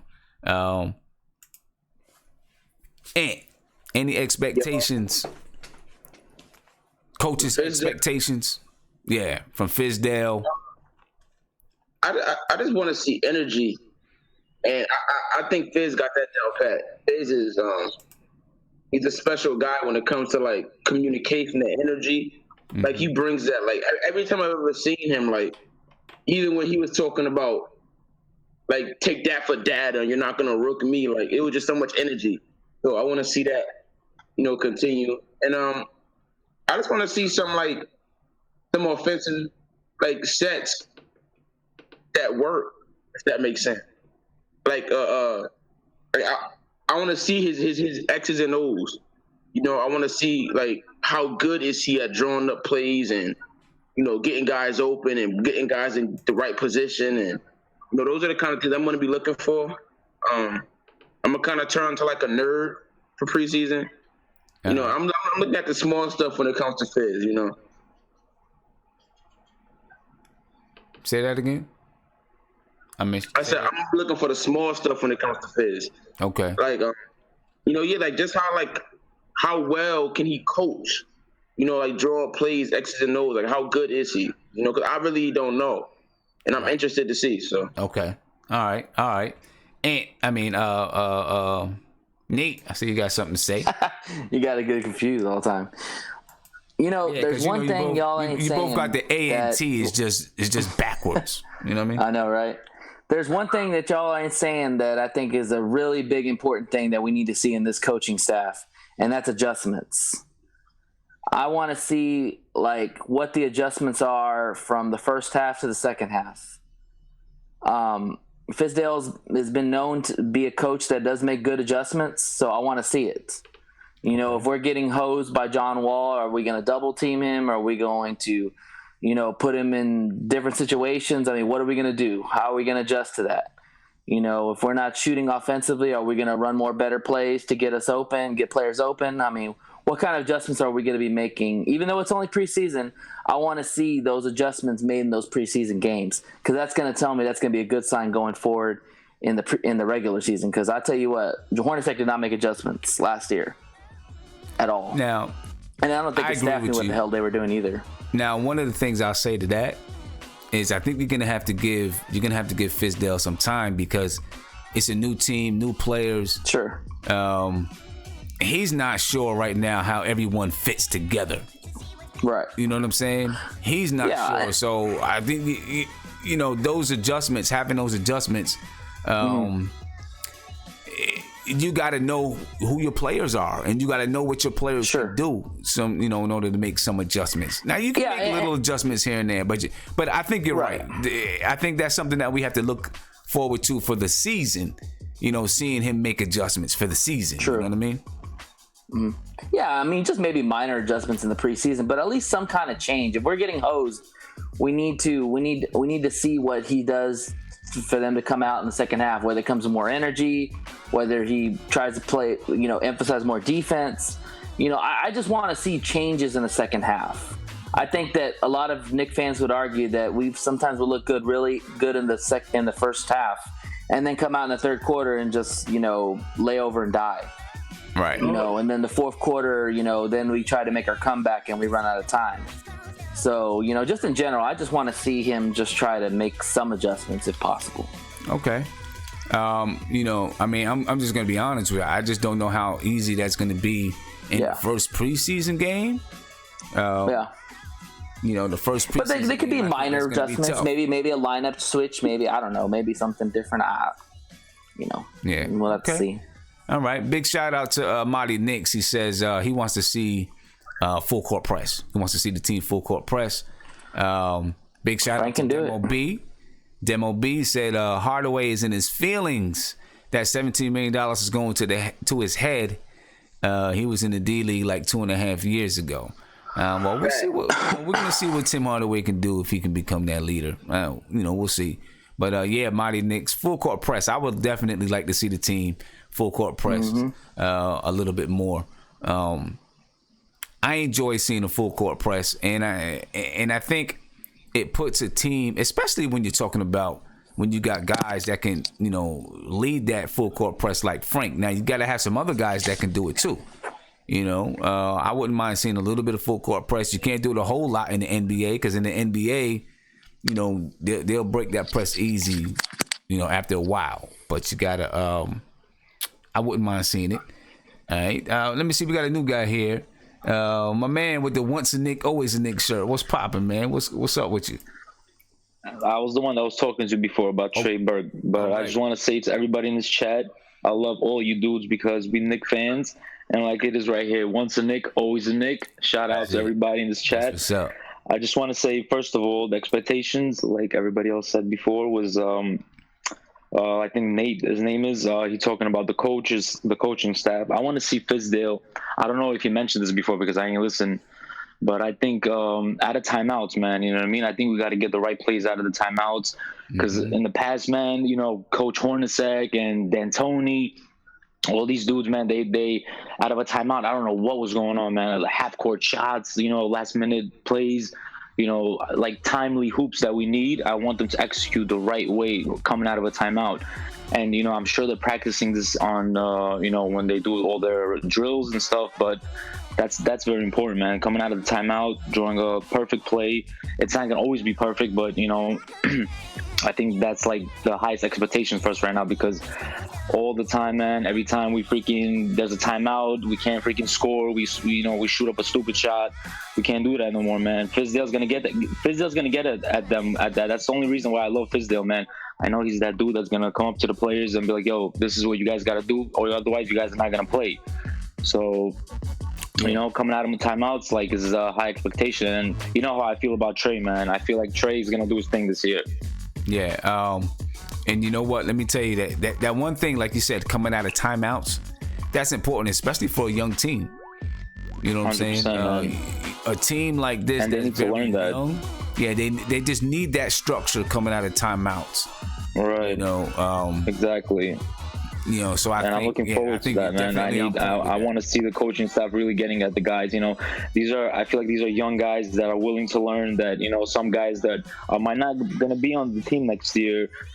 Some guys that might not even be in the league. So there's a lot to prove. You know, so I feel like they're gonna listen to the coaching staff. They're gonna try to get everything on point because a lot of these dudes are playing for contracts and playing for a lot of things. So we're not gonna see most of these dudes probably next year. So we got to see what's gonna happen. All right. Good one. Let me see. Who have not come to talk about expectations yet? Prince, what's good, man? I got a couple points, man. One, I would like to see, does the system fit our personnel? That's one of the first things. Or is he a coach where he adapts his system to the personnel? You know, a lot of people don't understand that about coaching. That's one of your first biggest problems is, you know, knowing your personnel is what type of personnel you got and how can you adapt your system to the personnel you got. I would like to see also what type of what's his philosophy and his schemes. You know, like you guys were saying, coming out of timeouts and what different adjustments and things of that nature. So definitely, what's up with his coaching pedagogy? I definitely want to see where's he at with that. Is the culture that we preached about? Will we see that on the court? Right. Will he exude that into the players?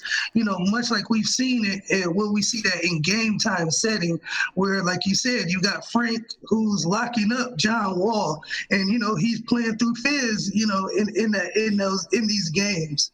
And then my last point would have to be just mere control of the game. How does he, facilitate and, basically just control games as a coach? Like I think Viv hinted on that point and said something about basically, what type of coach is he? Is he a seatback coach, or is we gonna see him, up barking? And me personally, I'm the type that I like to be at half court most of the game. I don't sit much. It'll be fourth quarter, and we up by 15, and then I might be sitting down, but usually I'm up barking. So with that being said, I would like to see, definitely what Fizdale and the coaching staff, how they manage the games and how we close games and things of that nature. Okay. All right. Let me come to Tony, see what Tony's saying, see what Tony's talking about. All right, Tony. So you got to unmute yourself, Tony. Got yourself muted. My bad. There we go. My bad. You hear me better now? Yep. Nice and clear. All right. So, just expectations for the coaches. I think President hit the nail on the head. I want to see aggressiveness. I want to see accountability. You've been talking it, so now it's time to prove it. I also want to see everybody get an opportunity. So I don't want to see such a short leash. I mean, you can hold people accountable without necessarily pulling them. Right. You can pull them aside on a timeout or something.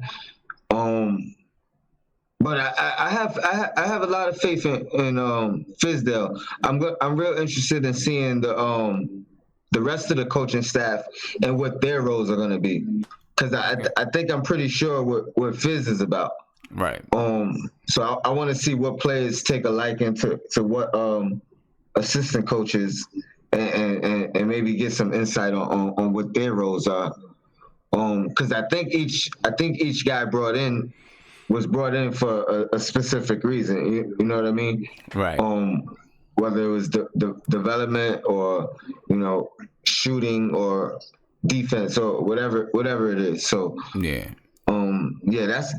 what I'm interested in with the coaches.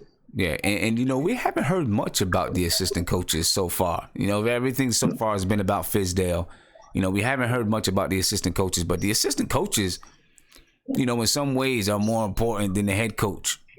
Obviously, the head coach sets the vision and sets the tone and explains the way that they want to play, but your assistant coaches are the ones who are, like Viv said, they're the ones that's sitting there and they're in the guys' ears. If your assistant coaches aren't able to spread the message that you want to get across, or the message that you all decided you're going to get across, then it can be a problem. You know what I mean? Because everyone's got to be spreading the same message. Everyone's got to say the same things. And the assistant coaches, a lot of times, they work a whole lot more with developing players than the head coaches do. It's really those assistant coaches that are there working on the footwork, working on those with those ball handling drills, working on correcting the shot, correcting the form, correcting those mechanics. It's those developmental coaches and those assistant coaches that are doing those things. And to Nate's point, it's those assistant coaches that are looking for adjustments. You know what I'm saying? Those assistant coaches are the ones that are there saying, because the head coach, one person can't look at everything.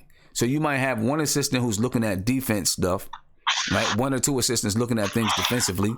You may have one or two assistants looking at things from an offensive standpoint. You may have someone who's looking at and paying attention to individual players and maybe going to help them out with certain mechanics and things like that. You know what I mean?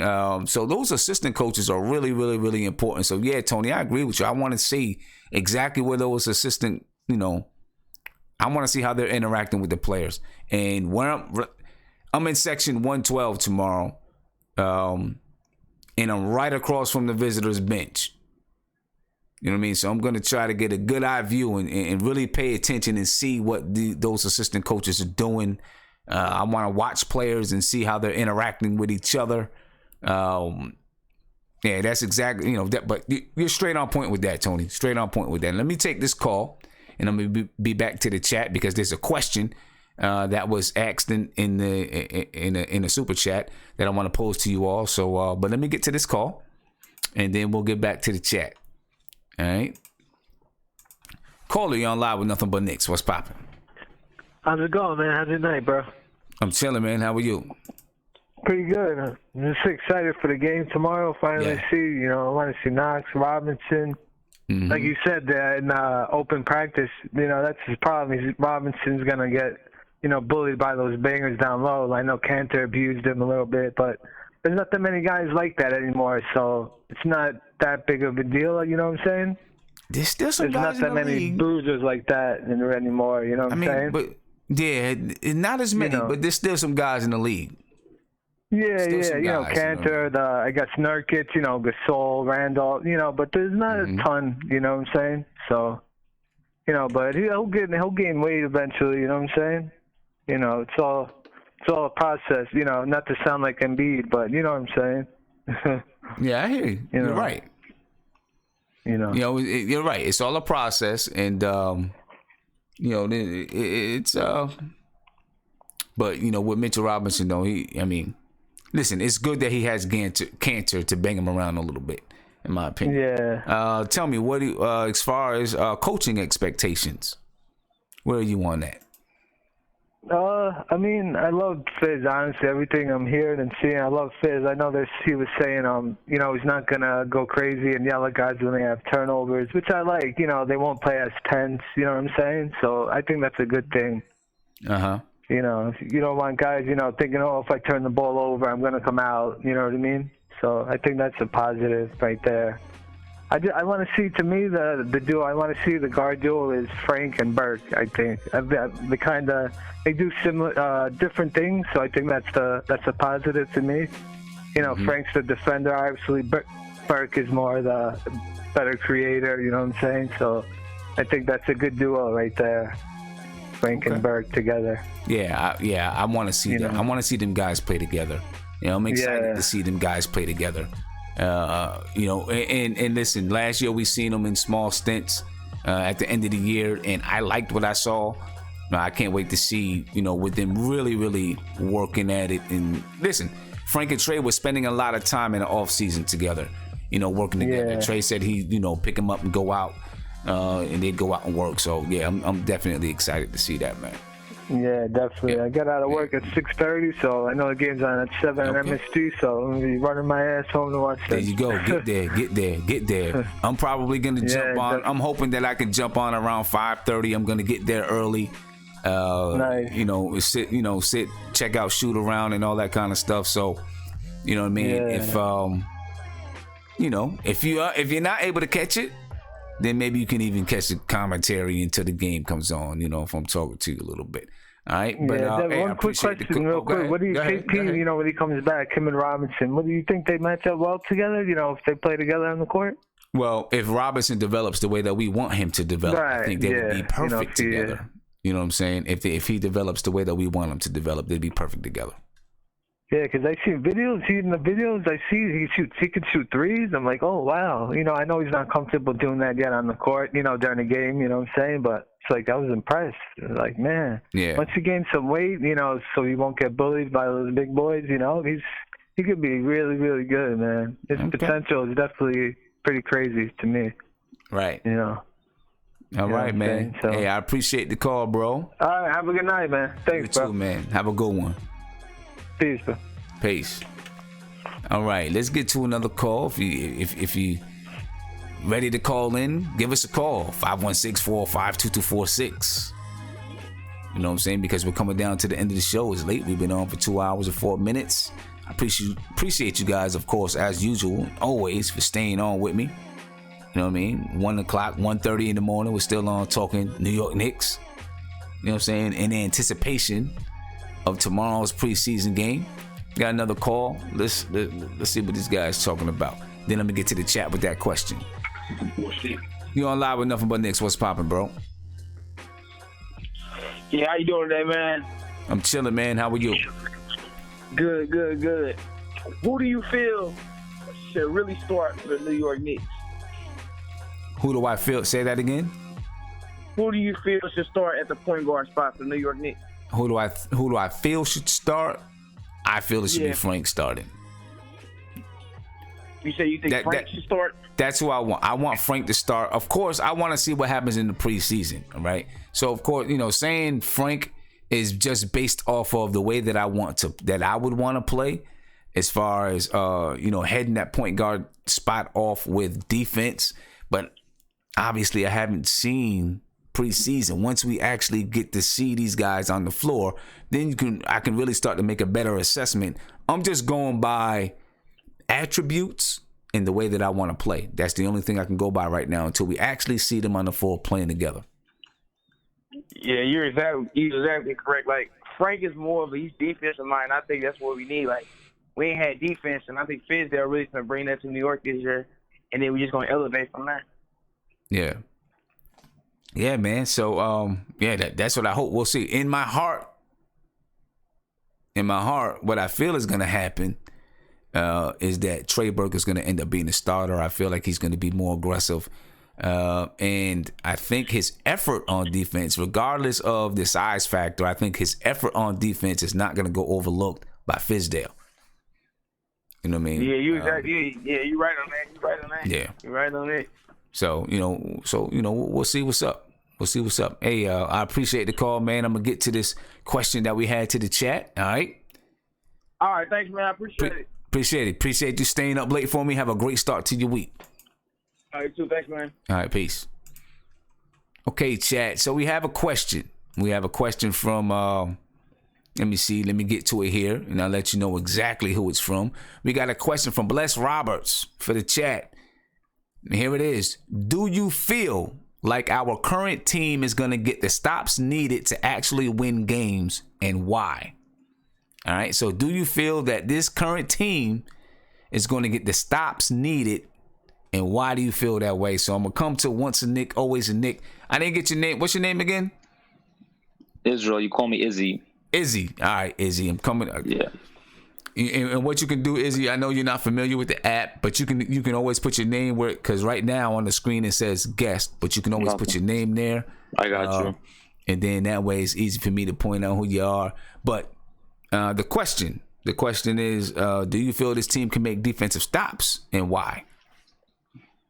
I think they can make defensive stops, but I don't think they can make it every single day. I think they're going to make a lot of mistakes. They're a young team. They're going to go through some growing pains. So, by the way, I'm talking low because of my daughter sleeping in the other room. So no, that's cool. I got you. But I think they're gonna try to close out some games, and they're gonna get the necessary stops in some games. But I don't feel like all the games. It's gonna be a growing pain for them. They're gonna learn a lot of lessons. This is what it is. This is the season. What it's gonna be all about. It's not gonna be, not all the Knicks fans are gonna be happy, but I'm sure Fizdale's gonna make these guys play hard. At the end of the day, I just want to see them play some good defense. I want to see them play hard, win or lose.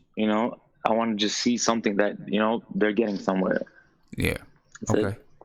Good. Okay. All right. Neat. Yes, I do. Because two reasons. A, we have a defensive-minded coach that is preaching defense first. And B, we have decent defenders that play defense that I think more than we had last year. I mean, we have some good defenders, and we have willing defenders, and I think that put those together, we're going to be like I said before, I think we could be a top 15 defense by the end of the season. I don't think that's out of the realm. Top 15. Listen, I would love it if we become a top 15 defense. Well, I mean, you look at the Rockets. The Rockets had almost a top 10 defense, and I mean, they have maybe a handful of players that play defense. So I mean, it doesn't just equate to just the individual players. It's just overall team defense. The one thing I'll say about the Rockets is last year, I think Mike D'Antoni's philosophy really worked.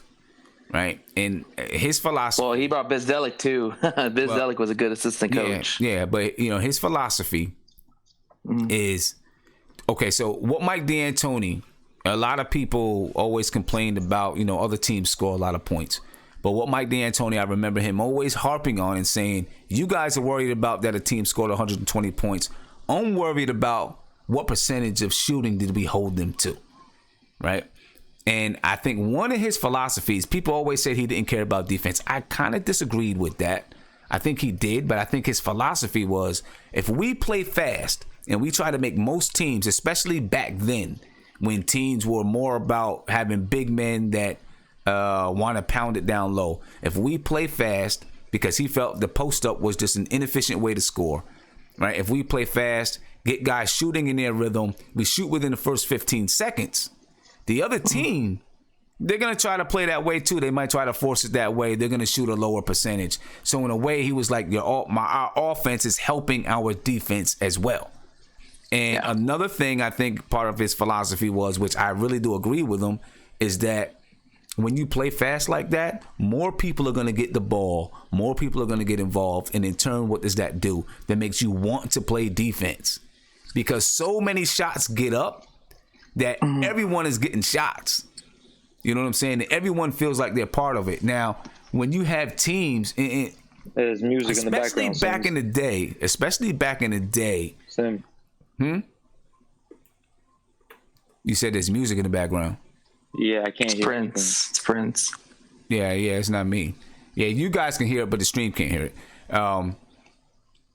You just have to get Prince to turn it down. But especially back in the day when there was a lot of misconceptions about defense back in the day, in my opinion, because a lot of teams played really slow, right? And so when teams played slow, they only scored 80 points so people were like, oh wow, everyone's playing this great defense. But it was really because you weren't getting as many shots up, and the pace of play was really slow. You know what I'm saying? I mean, of course, Mike D'Antoni revolutionized the game with the systems that he put in and bringing. But wouldn't you also agree too, Sim? If you do play fast, especially if the other team's playing fast, it's harder to get set on defense because it's such a quick shot and then running back and forth, and then a quick shot running back and forth. That when you play fast, you got to be pretty darn good about setting your defense or having a defense set up because. Yeah, if not, you're just basically trying to just guard whoever's got who's got the open shot, and then try to make sure they miss, and if they do, then you take it back out. And, right. You do. You when you play fast, you put a lot of pressure on the other team's defense, to get back. But then in turn, you have to train your defense. Sure, that's why you got to be in superb shape. Yeah. That's why you got to be in superb shape, because you got to play your defense. You got to train your defense to be able to get back and play defense. So you got to be in great shape so you can play a fast game on offense and you can get back and play defense. You know what I mean? That's that's. I will say one thing. The one thing I am going to look very hard at when we play Washington is, are we guarding the three? Are we making a valiant effort to get out on the 3-point shooters?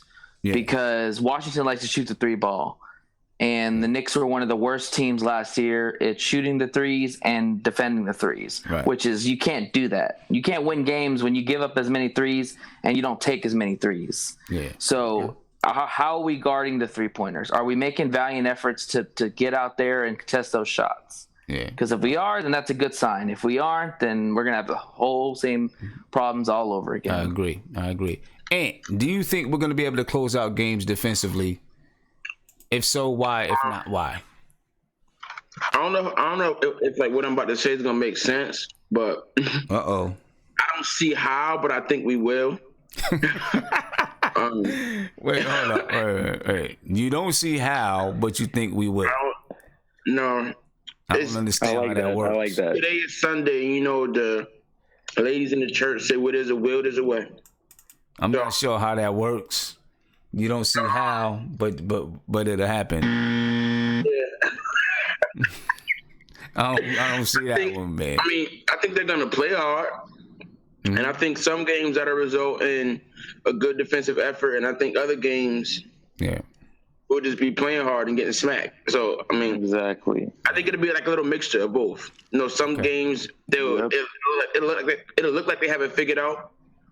In other games, it'd be like, these guys have no idea what they're doing. And that's what you get with young teams. Right. So, I think it'd be a mix. Okay. All right. Viv, what do you think? Yeah, I don't know. I don't really see it too much. I don't think we got a lot of the personnel. The way the lineups we set up is just, we're just going to be so defensively disadvantaged. And, I mean, schemes can only cover up so much. A lot of especially without KP. That's true. I mean, yeah, without KP, these schemes are going to be very hard to, mask people's weaknesses. So, you're kind of in a bind for the most part that, there are going to be games. Yeah, sure, you win some games based on defensive effort. But, our problem last year and even the year before, we'd have quarters of good defense, but then we would never translate that across an entire game. Right. And I think that's the real problem, and I think we just never stuck to a plan. I mean, we have the plan, I guess. It's just the real question is, can we actually stick to it, adjust it, and make it better? Yeah, stick to our guns. Yeah. Stick to our guns. We find our style of playing, stick to it. Yeah.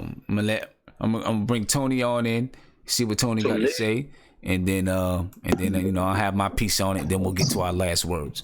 Tony, what you think, man?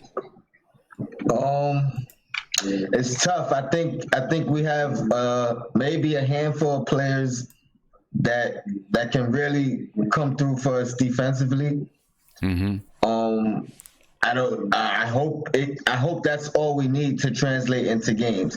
Maybe a good stretch of defense at the right time will give us a big enough lead to where now all we have to do is sustain it.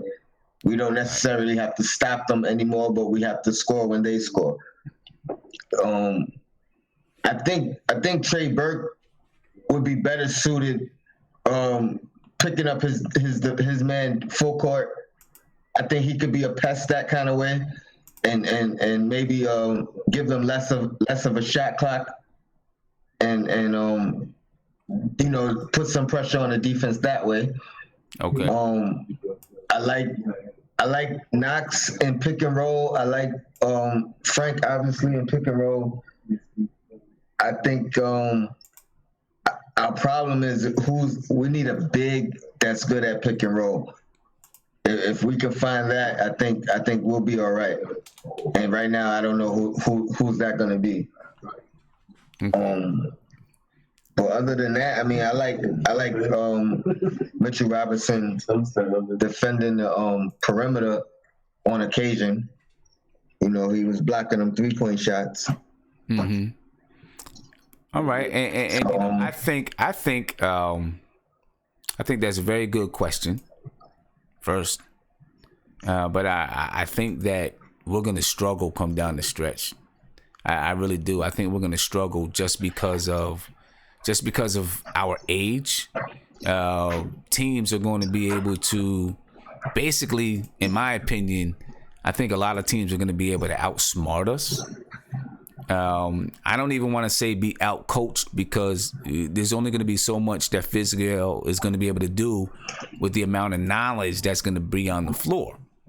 That's in my opinion. So I think when we get down to those crunch time moments, the team is going to struggle simply because they're such a young team, and they don't have the same basketball IQ as some of these other players. Talent is only going to get you so far, right? Talent is only going to get you so far. And, so we've really got to have that, when it comes down to the stretch of the game, the basketball IQ takes over for talent, right? That's the reason why when a team is really making a push for the playoffs, who do they go get? They go get veterans, because they know when you get into the playoffs, when you come down the stretch of the season, when you come down the stretch of games, it's the basketball IQ that ends up winning it. You know what I'm saying? Of course, there's effort, in those things, but the basketball IQ ends up taking over, and just understanding different, when you've been in the NBA for so long, most of the teams do the same things on the floor, right? Most of the teams do the same thing. You've seen it all. After a while, you've seen it all. You've seen almost everything. So when you expect, what's going to happen. Now it comes down to execution. You know what I mean? And defensively, we won't know what's going to happen because we're so young. And, guys haven't seen so many of these different actions, especially, there's so much more strategy in the NBA where teams, they don't show you anything the first 3 quarters, and then all of a sudden come down the stretch, they show you something new that you hadn't seen all game. Or maybe you hadn't even seen it the last 2 times or 3 times that you played them. They bring out something new. So I think that's where the Knicks are going to struggle when it comes to pulling out games. They're going to struggle in that area. That's what I think. I think the effort will be there, but they'll struggle in that area. I do want to remind folks that there is another game in Washington, D.C. on November the 4th. The Knicks will be back in D.C. Right? And you can purchase tickets. You can join us. You can join NBK in a suite at Capital One Arena, November the 4th. All right? Tickets are available now. Just go to the website. And I'm going to put the website in the chat so you can go to the website. You can purchase tickets. Deadline to purchase tickets is October the 12th. So that is this Friday. So please, if you're interested, purchase your tickets. All right. This is the website right there. As soon as you go on the website, there's going to be a pop-up to let you know. Here's where you can purchase the tickets. All right, remember, that's November the 4th in Washington, D.C. at Capital One Arena. The Knicks versus the Wizards once again. This time it is an actual NBA game. All right, so if you want to join NBK, please join us there. And it's going to be fun. Of course, you guys know we got opening night. All right, opening night. Those tickets are already sold out. I still get people asking me about those tickets. Those tickets are already sold out. So now we're working on the DC tickets. So if you want to join us, join us. Once again, here's the link. As a matter of fact, this link goes directly to the page. Okay. So now I want to get back to the chat for some last words. It's been a good night. Thank you guys for staying up with me. What time is it? It's 2:00 in the morning. We're still talking Knicks because we are hype about tomorrow. You know what I'm saying? But I know you guys got to get to work. I got things I got to do in the morning too. So I'm gonna let you guys rock, and I'm gonna get to the chat for some last words. All right, chat. Prince, I'm coming to you, my man. Last words, man. Let's go Knicks. Looking forward to tomorrow. Like I said, looking forward to our team just playing with some cohesiveness. Even if we take an L, hopefully we learn from it. And, we play with good basketball IQ, and we share the ball and play good defense, and everything else will take care of itself. All right. Shout out to the chat. See you tomorrow, Sim. Look forward to the in-game commentary and after the game. So, hey, man, let's get it started, bro. Definitely. Now, I am going to remind you guys that most likely tomorrow, depends on what they do. If they let me bring my laptop in, then we're good. They probably won't. So most likely tomorrow, when I do stream, there won't be any calls. It's just going to be, us, me talking and I'll be responding to the chat and stuff like that. Maybe I'll get a chance. They get a little bit funny in those arenas with you stopping and talking to people and doing things like that if you're recording. But we'll see what goes on. Maybe I'll get to talk to a couple of fans on the way through the halls or something like that. But I'll definitely be on before the game, during halftime, and at the end of the game. So Prince, I appreciate it, man. And I will talk to you tomorrow. Peace. Let me see. Nate, I'm coming to you, man. What's up, Sim? Shout out to the chat. Hey, did you have your anniversary? Is that where you were? My anniversary? Or you said honeymoon? Or I don't know. You said something. You said something earlier. Somebody just made a joke. Say, asking did I talk basketball on my honeymoon. I was about to say congratulations, but okay, never mind. Got a couple of months. I need 2 more months is my anniversary. Okay, well, happy early anniversary. Okay, well, I'll take it. No, man, yeah, I'm excited. Tomorrow, like I said, I'm a defensive guy, so I'm going to be watching how we're playing defense, how we're getting out in those shooters, how we keeping our guys in front of them, are we guarding the pick and roll?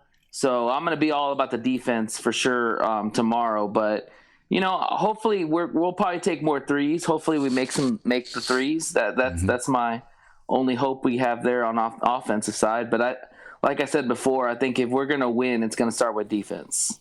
Okay. So I got you. So look forward tomorrow and look forward to the chat afterwards because definitely there'll be a lot to say for sure. I'm sure that there's going to be a lot to talk about. As a matter of fact, I may even, I might jump on and go live right after the game. And then, once I get home, I might jump back on, just so that I have it and I could take some phone calls. You know what I mean? Yeah, man. I mean, like any other game, there's going to be a lot to say. There's going to be a lot to see and a lot of discussion. So it's definitely back now. So right. It definitely look forward to it.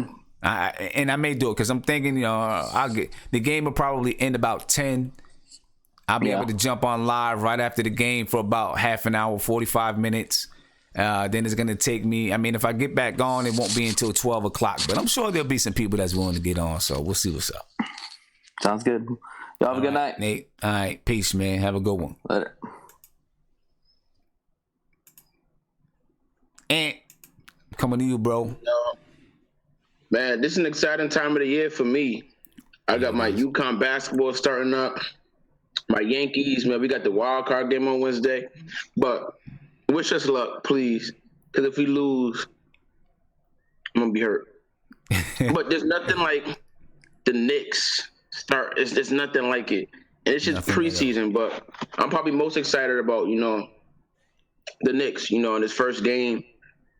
Watching them in practice, in the open practice is cool. But seeing them against another team, is the most exciting part to me.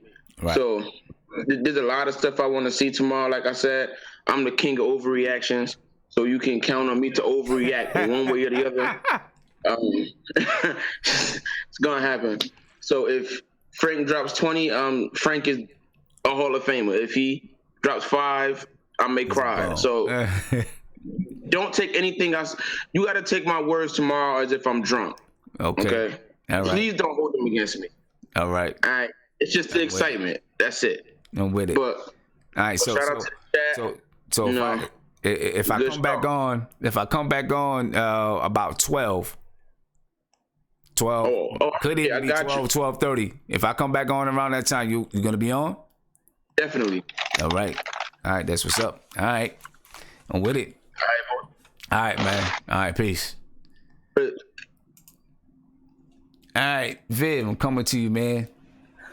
All right, man. Sim, shout out to chat. It's been a long night, man. I gotta get to bed now, so that's all I gotta tell you. Look, I don't know if I can do the tomorrow night though. At midnight, it's gonna be tough. But I'll follow in during the middle of the game. Yeah, definitely. Right before that. I don't expect a whole lot of people if I come on at 12 o'clock to jump on. I know some people will, but I know that's gonna be crazy. Yeah, some of them might be tough going forward. I'll see what I can do. Yeah. All right. I appreciate it, man. I'll talk to you tomorrow. Anyway. Sounds like a plan. Have a good night. Peace. All right, Tony Crow. I'm on you, brother. What's going on with you? No doubt. Shout out to the chat. Yo, Black, it's time. Sim, this is another great show. It's 2 o'clock in the morning. Yeah, man. I'm excited for tomorrow. I'm looking forward to some good things in the future, some nice collabs. Yeah, that's it, man. Have a good night. I know it's a late one. Yeah, it's a late one, man. It's 2 in the morning. But yeah, look, it's 2 o'clock in the morning. We still got over 200 people on with us.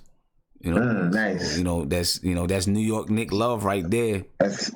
Yeah, you know what I'm that's saying? faithful. Nigga, like 244 people, still watching the stream 2:00 in the morning, listening to us. So big shout out to you guys. Man. Shout out to you guys. Big shout out to for real. You know what I mean? Big for shout real. out. So tomorrow, man, after the game, all I can say is, we'll see how it plays out. If I'm able to have, they're gonna shut the arena down after the game. They shutting it down. You know what I'm saying? So if I can find a little spot where I can link up and have my laptop with me, I'll link up and we get it going. You know what I'm saying? If not, then I have to wait till I get home and then link up. So, it could be, I'll let everybody know really what's popping tomorrow. When I get on the stream, it could be 12, it could be 12:30 before I get on the real stream. But I'll definitely. How far are you from the arena? It takes me about a half hour from the arena.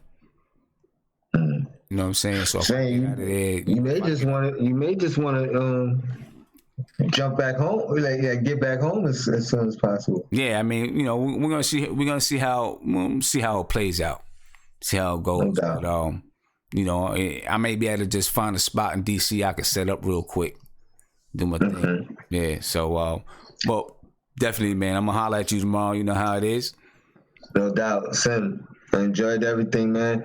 Hit me up tomorrow. We talk about some other stuff again, and before the game, if you got some free time. No doubt. If not, enjoy the game, and I look forward to catching you, during the day. All right, man. I'll talk to you later. All right, one love. Peace. Yes. So it's finally here. It's 2:00 in the morning. Game starts at 7.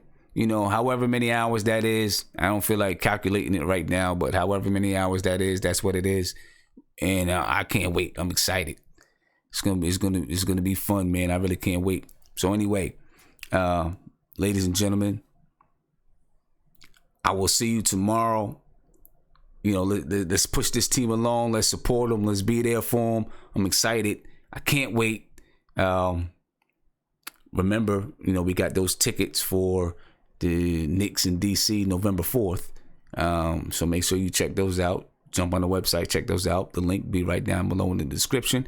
And if you scroll back in the chat, it's also in the chat.